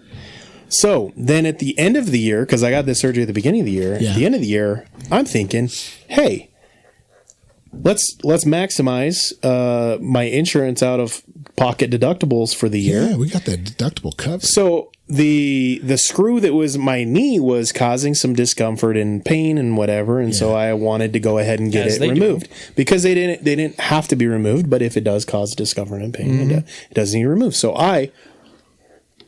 it caused me pain and discomfort. What's wrong with your eye? What's wrong with your eyes? Oh no, it's what's wrong with your eye? I promise I'm not winking at you that it caused got something in your discomfort and pain. I'm not winking right now. The audience is I'm not winking. I have a similar screw story. But wait, so go ahead. So I get to the hospital and they're cleaning me up and they're like, so this is causing you discomfort and pain, and that's why we're getting it out. And I started to talk, and then she's like, I have written right here that it is causing you discomfort and pain, and that is why you're getting it out. And I was like, yep, that is exactly why I'm getting it out. And then my brain and my back, in hindsight, I was like, because it was causing me discomfort and pain. Wink, wink. It was. Hey, I wasn't winking. Why are you blaming me for winking? My eye is twitching really badly right now. I was sneezing and I said, okay. Wink, wink, wink, wink. But anyway, so I was like, yes, it absolutely is, because it was. And so they went ahead and did the surgery, and it was covered by insurance. And I realized after the fact, I was like, had it not caused discomfort for 2 more months, and let's say in 2 months it started causing that discomfort, boom, square, and I got to pay for the whole thing. Yep. Just wild, because they will eventually cause discomfort and pain. Right. Just usually it takes a little bit longer, and by the time, but so when I broke my leg fighting, and I had to get screws in my ankle, when it was all healed up and stuff, they said, we can just leave these screws in here, and where they're at, that joint will eventually, like when you bend metal, and it finally breaks. Yeah. And then it will move freely, and you'll just have, those halves that's in your bones. And I was like, oof. He goes, or we can remove them, and then you don't have to worry about the discomfort later on, right? So I was like, well, I say we just go ahead and remove them. And he goes, well, just so you know, it's a really expensive surgery for something that isn't necessarily necessary. And I said, my deductible's covered, man. As long as we get it done before December, I'm good. And he's like, oh, all right. So that didn't cost me anything. Because I'd already paid for the to put them in. So and my deductible, all of my stuff would have only covered it if it was discomfort and stuff. But anyway. Yeah. It reminds me of that scene in Incredibles where he's like, I would like to tell you that you need to go talk to this person in this department. I would like to tell you, but I can't. Yes. That's basically, and I felt so cool because I was like, in the moment, because the nurse was like, she was going to give me no room to have a conversation about it. Yeah. She was like, this is what we're doing. Let's move on and get you in. See, those people are heroes, by the way. Yeah. They're like my favorite people in the world. And there are people in the industry that see that and they try to make it work. Yes. Those are the people I appreciate the most. They're looking out for the patient, not the bottom definitely. line. Throughout life. And that's probably why that specific surgery center is in the top 1% in the world rating wise. Yeah, they are phenomenal. So the doctor that our mom used to work for, because mom was a single mom for a little while, and then things like that, and understanding how expensive medical stuff was and things, there were times when we'd go into the doctor and he would just see us, and I can talk about it now because he's not going to get sued or anything because he's no longer alive. None of them are with us anymore. But he would see us and not run it through insurance, not necessarily document it, just kind of see us and fix us up and stuff when stuff was busted up, which was cool that he did that and he looked out for us. Took care of the people that worked for him. And highly, in the field they would say that's very unethical and possibly illegal, but doing the right thing is illegal. Yeah, the crazy thing is the treatment was exactly the same. Oh yeah. And it's not like, and if anything, he gave us better treatment. Yeah, and in a lot of cases, the treatment didn't cost the clinic anything. Yeah, in a lot of treatments, it didn't cost anything other than his time. He owned the clinic, so it was his. Yeah. So But anyway, all right. Crazy. So that's number 1 is delay, deny, defend, and that's the results of all of that stuff. Number 2 is the exact opposite of this. Insurance companies got sued by the government for exaggerating how sick their patients were so that the Medicare systems would pay them more as an insurance company. Yeah. So they then exaggerated the claims of people who were just like, oh, hey, I have a broken arm. And then they're like, oh, well, and I'm making something up. This is all not fake, a documented case, not a real case. They'd be like, oh, well, now there's joints and now there's ligaments and now there's this. And so then we've got to fix all of that stuff. Right. So that the Medicare system would pay them more. Yeah. They got sued. They settled. The thing that I think frustrates me the most is that they were allowed to settle. Yeah. They probably profited billions of dollars off of this. Yeah. And they settled for $37 million. And it's like, it's crazy. So the DOJ sued them. and United Healthcare has faced scrutiny but has not been sued. They all did the same thing. Yeah. Only one, Cigna, got sued for it, and it settled out of court. So and also when they settle out of court, if I remember right, all of those documents remain sealed, right? Yeah. Because there's no Freedom of Information Act on something that's settled out of court, right? Something like that. Well, I don't know. if it involves medical records. Correct me on that. Like, yeah, if it's medical records, it won't ever unless they can't look at it. So this reminds me a lot of like when I was training with my clinical license stuff, my clinical counseling license, and something they actually teach you is that you cannot treat or schedule counseling with someone who doesn't have a formal diagnosis. So we've got a ton of counselors out there just handing out diagnoses left and right so that they can get paid. Right? Same thing with and it's because insurance will not cover and pay unless they have the diagnosis. You can't just go meet for a few weeks because you're going through some stuff. Yeah. Like you got to be diagnosed with something. So we got all these kids running around who get a little nervous when they have to take a test or they run into some social issues and they're diagnosed with anxiety. They're diagnosed with depression. And I'm like, they do not have clinical anxiety or clinical depression, but they have these diagnoses they're going to carry for the rest of their lives so that insurance can pay so that they can go see a counselor. Yep. Because they can't go see a counselor otherwise because that's the way the system's set up. Yep. It's crazy. It is crazy. And that actually brings another point into there is active currently DOJ allegations that is it is in court currently, so it is not proven. Oh. Because it's in court. So this is alleged. I just want to make sure that is known. If anything was going to get us sued, it would probably be this episode. Because the guy who does the Y-Files, he said straight up he refuses to touch this topic because he doesn't want to get sued. Yeah. And if he doesn't touch it, because I was looking for, and this is another thing, out of all of my like go-to like sources of big conspiracy theories and stuff, none of them have touched this topic. None of them. Yeah, I couldn't find a single. I agree because when I tried to like do some research and stuff, like that's why we're telling so many of our own stories is because you try to research this, nobody wants to talk they'll say, hey, this theory exists, but they won't go into depth on it. And so I just want to double down and reiterate. I know that the intro of our episode tells this, but I want to reiterate it again, that everything is made up. All of these stories are fake. This is a comedy podcast meant to make you laugh. So I hope that you are laughing with me when I say, ha, ha, ha, ha, ha.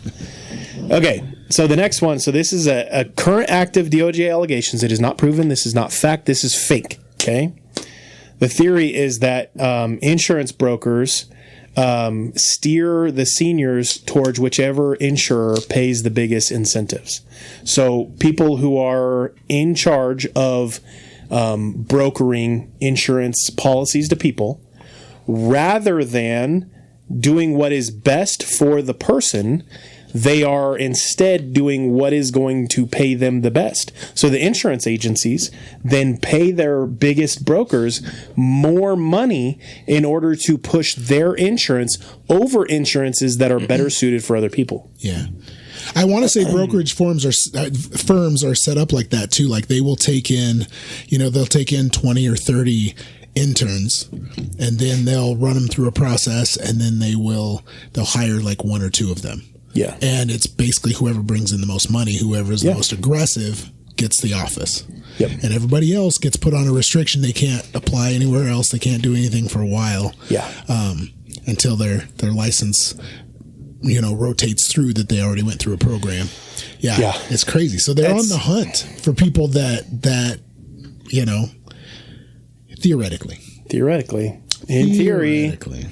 Another conspiracy that is, again, this is all fake. I'm making it all up, so don't believe what I say. But the major insurers combine powers, and then they create one major company in order to have fewer competitors, which then allows them to charge higher premiums, which then makes the amount of choices people have smaller. And so then the patients and the providers can't really negotiate. Yeah. So the DOJ sued to block the Anthem Cigna combination and the Aetna Humana combination because they're creating these mega mergers where each one is making record profits on their own. Right. They don't need to merge, but they continue to merge because it creates a monopoly merger. Monopoly. Yeah. But there's not a true monopoly yet. I would venture to say that even the competition is affiliated. Yeah. I would venture to say that. I have no proof. I have no nothing. But I would venture to say, as profitable as they are, the competition is they're helping each other. Yeah. You know, they're on a team together, you know. Yep. Yep. Shake and bake, baby. Shake and bake. Yeah. It's call me the magic man. And when you have as anybody who ever grew up in a small town knows, lack of competition creates high prices. Oh yeah. If you're the only restaurant in a town of 2,000 people, you can charge whatever you want because you are the only choice they have. Yeah. If there is another restaurant that makes just as good as food as you, but charges you less money, charges the patrons less money, you have two choices. You can either just continue charging and have less customers, or you can try to beat their prices. Mm-hmm. There was one point in time where there was a new gas station being built in Chadron. And I remember we literally made national news because we were the cheapest gas in the nation. Mm-hmm. And it was because none of them wanted to be... They like, and gas stations will just match prices of competitors in town rather than trying to be lower than them. Well, the new gas station wanted new people to come there, and they was set up. It was Maverick moved. I was going to say, is that when Maverick set up? Maverick wanted to get as many people through the door, so they're willing to lose money when they open up a store to get people to at least experience it during that period of time. Yep. And so they continue to drop the price, and the competitors around town were like, no, we can't let the new gas station beat us, so they would match their price. The second they matched Maverick's price, Maverick would drop it another 10 cents. Yeah. So then they would match their price, Maverick would drop it. Maverick refused to be equal, needed to be the cheapest when they were first opening. Yeah. And so gas, even though nationwide was like, I want to say it was like $3 a gallon everywhere else, I think the lowest price it hit here was like 98 cents. I was going to say, I think it got under $1. Wow. Yeah. Just a little bit under $1. It was like crazy. Was that like late 2000s or early 2010s? When that built, it was late. It was in the 2010s. Okay. I can't remember exactly what year it built. Because I think I would have been working at Poma Pantry at that time. And so I'm thinking like 2013. That sounds about right. Yeah. So in Alliance, it was so cool. There is a huge, I loved it. There's a huge plot of land that a major, I want to say Walmart, was interested in bringing to the community. Mm-hmm. And the city council is made up of a lot of small business owners. Yep. And so city council blocked that whole situation. They bought that land and it just sits there. So nobody can build on it. Mm-hmm. And so that they can't, there's no competition. They're keeping the competition out of town rather than letting the town grow. That was when it ended up in Chadron. Blocking any competition. Yeah. Because Chadron, because then they were like, okay, we'll just build one. Well, that was the same thing in the closest town of volume, and it was Chadron. Cabela's wanted to go to Chamberlain. Yeah. And Chamberlain did the same thing. They shut up. They're like, nope, we don't want them. Yeah. So like, fine, we'll go to Mitchell.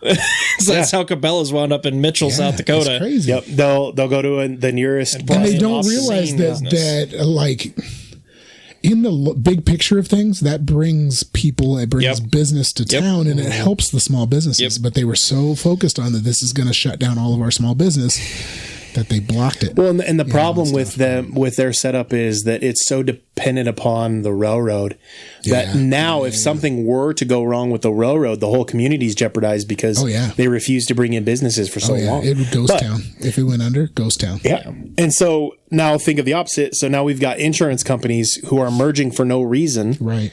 Creating mega monopolies on something, and again, going back to something we are required to have. You're not required to go eat at the local shop. Yeah. You're not required to go shop at the local grocery store. Mm-hmm. You are required to have insurance, and they're creating mega monopolies over something you are required to have.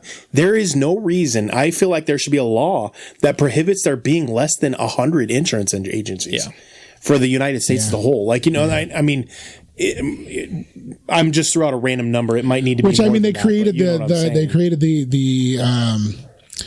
insurance marketplace, whatever. But most of those are the same. Yeah. They're just different, they're different just faces on the names, same volumes, company. yeah. That's the different. thing, right? Like I've always thought it was stupid that insurance is a mandated thing. It is a mandatory, but the fact that it's into a monopoly, you are required by law to subject yourself to a monopoly. If you're going to require it, then in my opinion, there needs to be some sort of regulatory keeping it like from turning into Right. this But it also just shouldn't be required in the first place. Right. Yeah. Like it, and the fact that, taking it back to the car insurance thing, like the fact that you can be liable for someone else's refusal That's to what's subject crazy. themselves to that system. Yeah. It's like, I don't know.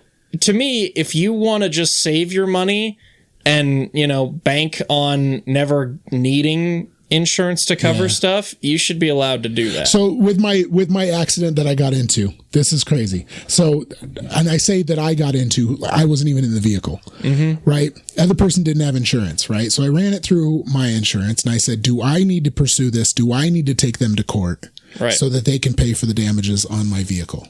Right? Do I need to take them to court? No, we got it covered. Year goes by. I call them. I'm like, hey, this is still, I haven't seen anything or heard anything. They're like, oh, it's still pending. We're still working on it. Right. Another year passes. And they said, well, we had to drop it. We had to drop it because his lawyer gave us a cease and desist letter. So we never did take that to court. I said, I would have taken it to court. If you guys never like, well, we couldn't even find him. I said, I know where he lives.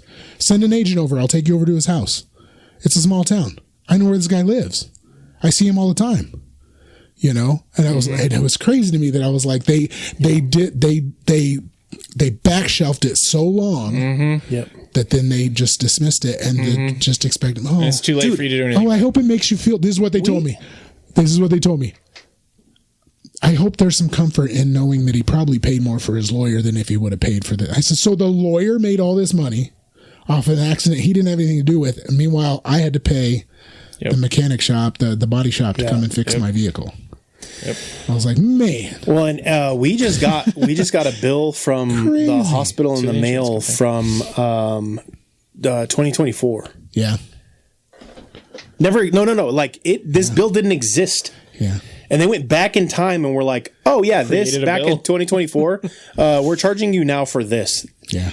How do you regulate? Where they could just make crap up? Like while you were here, you also received a blanket that needed washed and replaced. So now we're charging you another $200 for the blanket. Yep.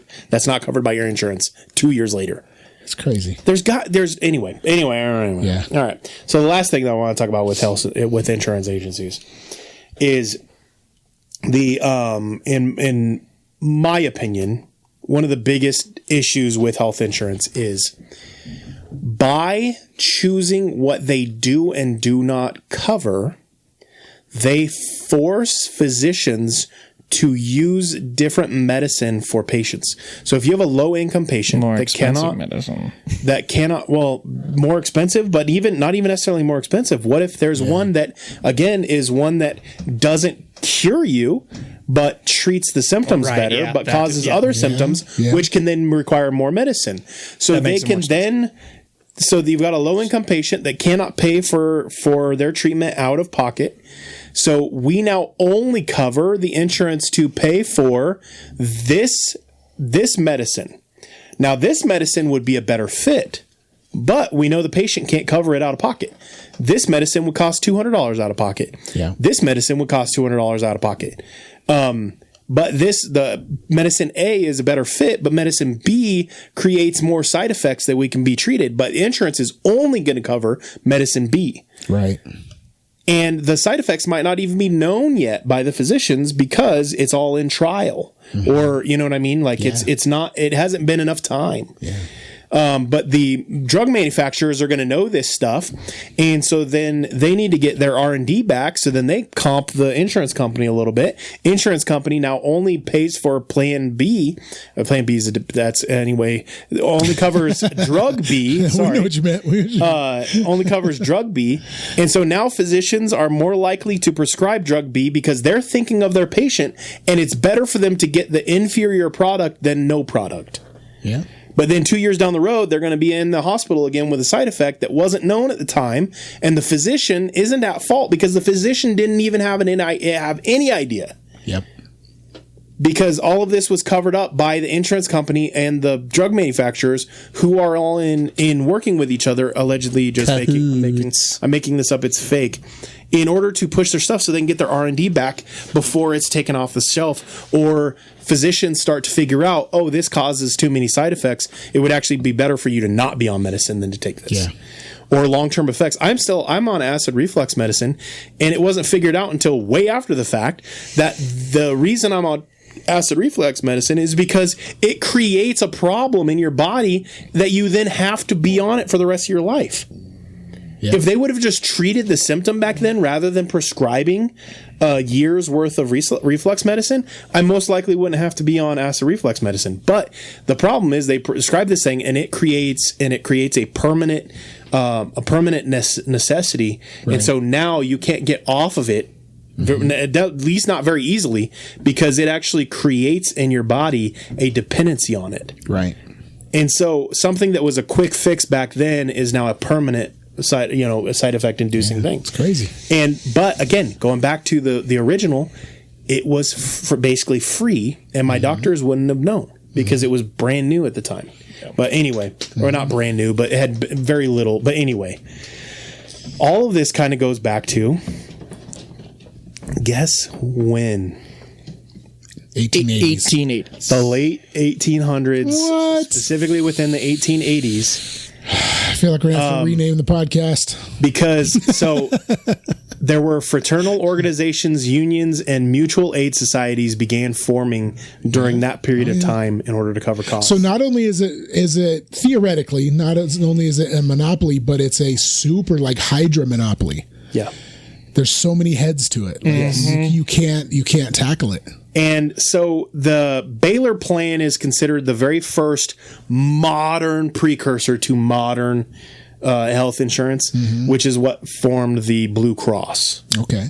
The Blue Shield came the next year, and then eventually Blue Cross expanded coverage for physicians. And so this all is occurring alongside it independently. So the Flexner report comes out, and our government basically decides, and this goes back to last week's episode, the Flexner report basically decides that the mainstream science, quote unquote, science-based medicine is the correct form. And so therefore, the health insurance companies are only going to cover medicines that are within that Flexner report approved society, basically. Right. We now have created, based off of the Rockefeller, and Rockefeller isn't credited as creating health insurance by any means, so I'm not going to blame him for it, but the Flexner report did force, and so health insurance then can control what is prescribed, again, by covering the things that are within that world.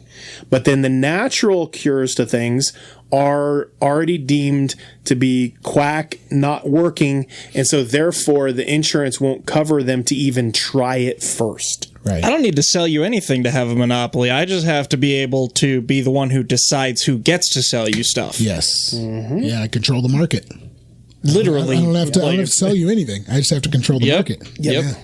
So we have a system that then, again, health insurance prefers you to be as sick as possible.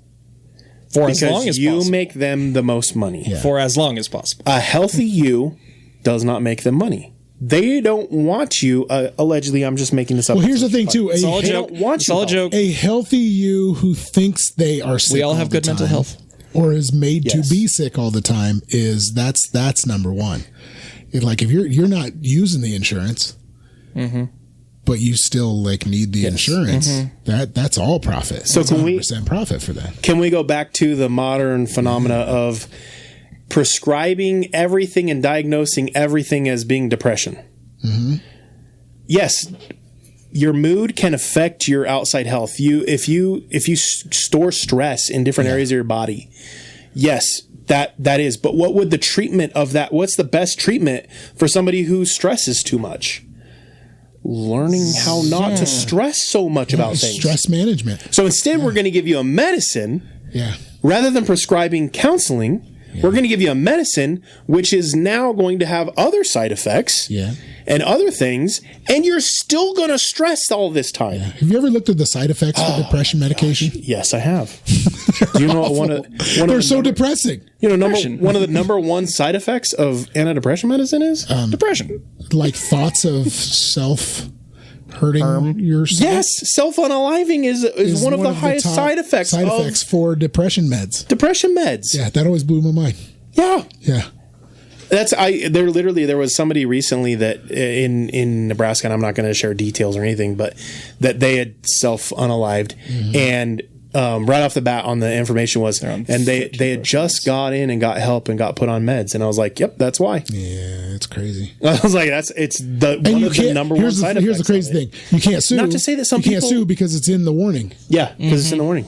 Yep, and I will also say this: I am not saying anything against depression or anxiety medicine. No, not at all. I think that all situations need to be considered in an independent, one-on-one you basis. Yes. And some people do need antidepressant medicine. Some people do need anti-anxiety medicine. I'm not dogging on that. Yeah. I'm saying that each person there's individual systems, there's individual circumstances, there's individual things. Each person's path is individual. I am in no way, shape, or form dogging on it anyway, because I am somebody just being vulnerable in my past. I did need on some antidepressant medicine at one point in time. It was something that I very much needed, and I did seek counseling in the meantime as well, and it was a part of my healing journey.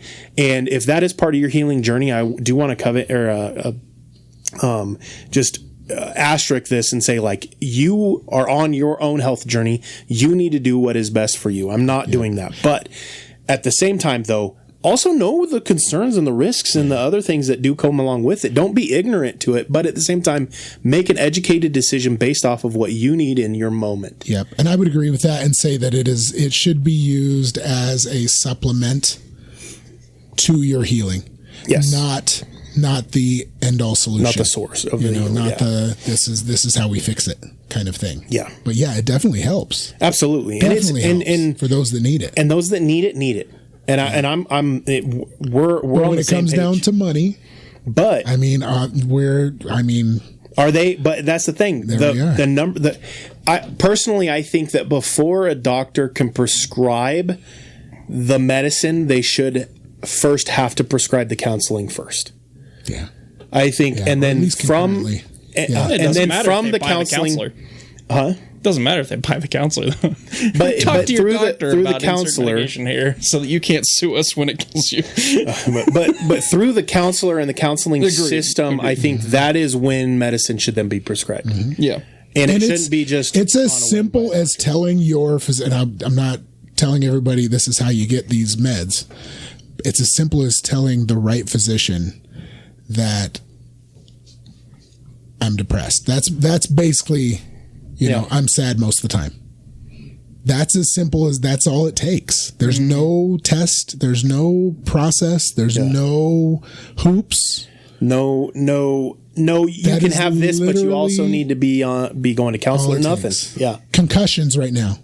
There is no test. It is you go in and you tell them that you're sometimes confused and you're a little foggy, and boom, concussion. Yeah.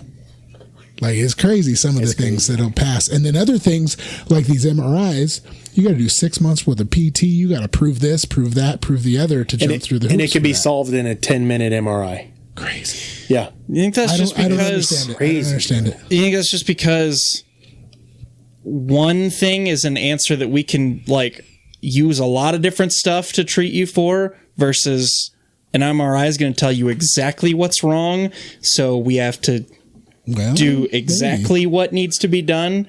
Maybe. There's no flexibility in the results for an MRI.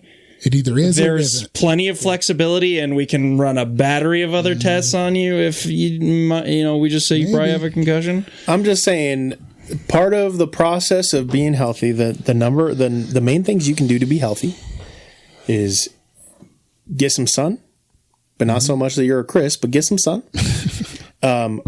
Strength training your legs, having strong legs. Literally, like science has proven this. Having strong legs helps your overall health. And then your basic vitamin, and this is not medical advice in any way, shape, or form. This is something that I personally have researched and do for myself.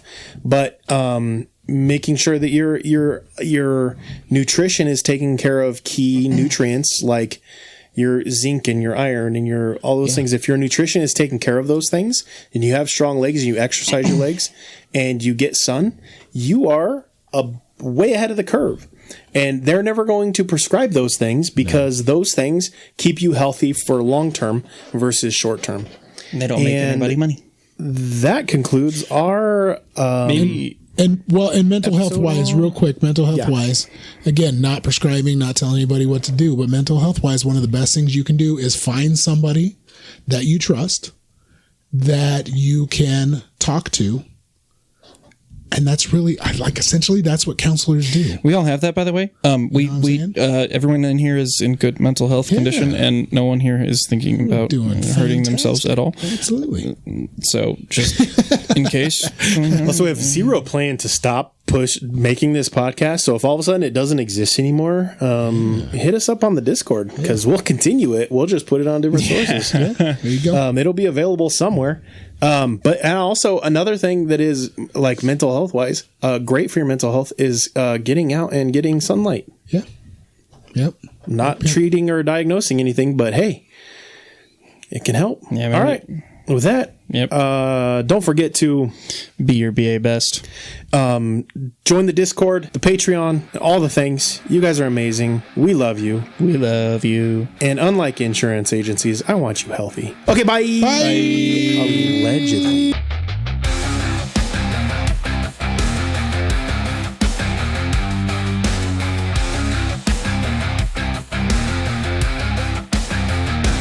In the ancient days of giants, when the earth was wild and free, a creature roamed the valleys, cloaked in mystery.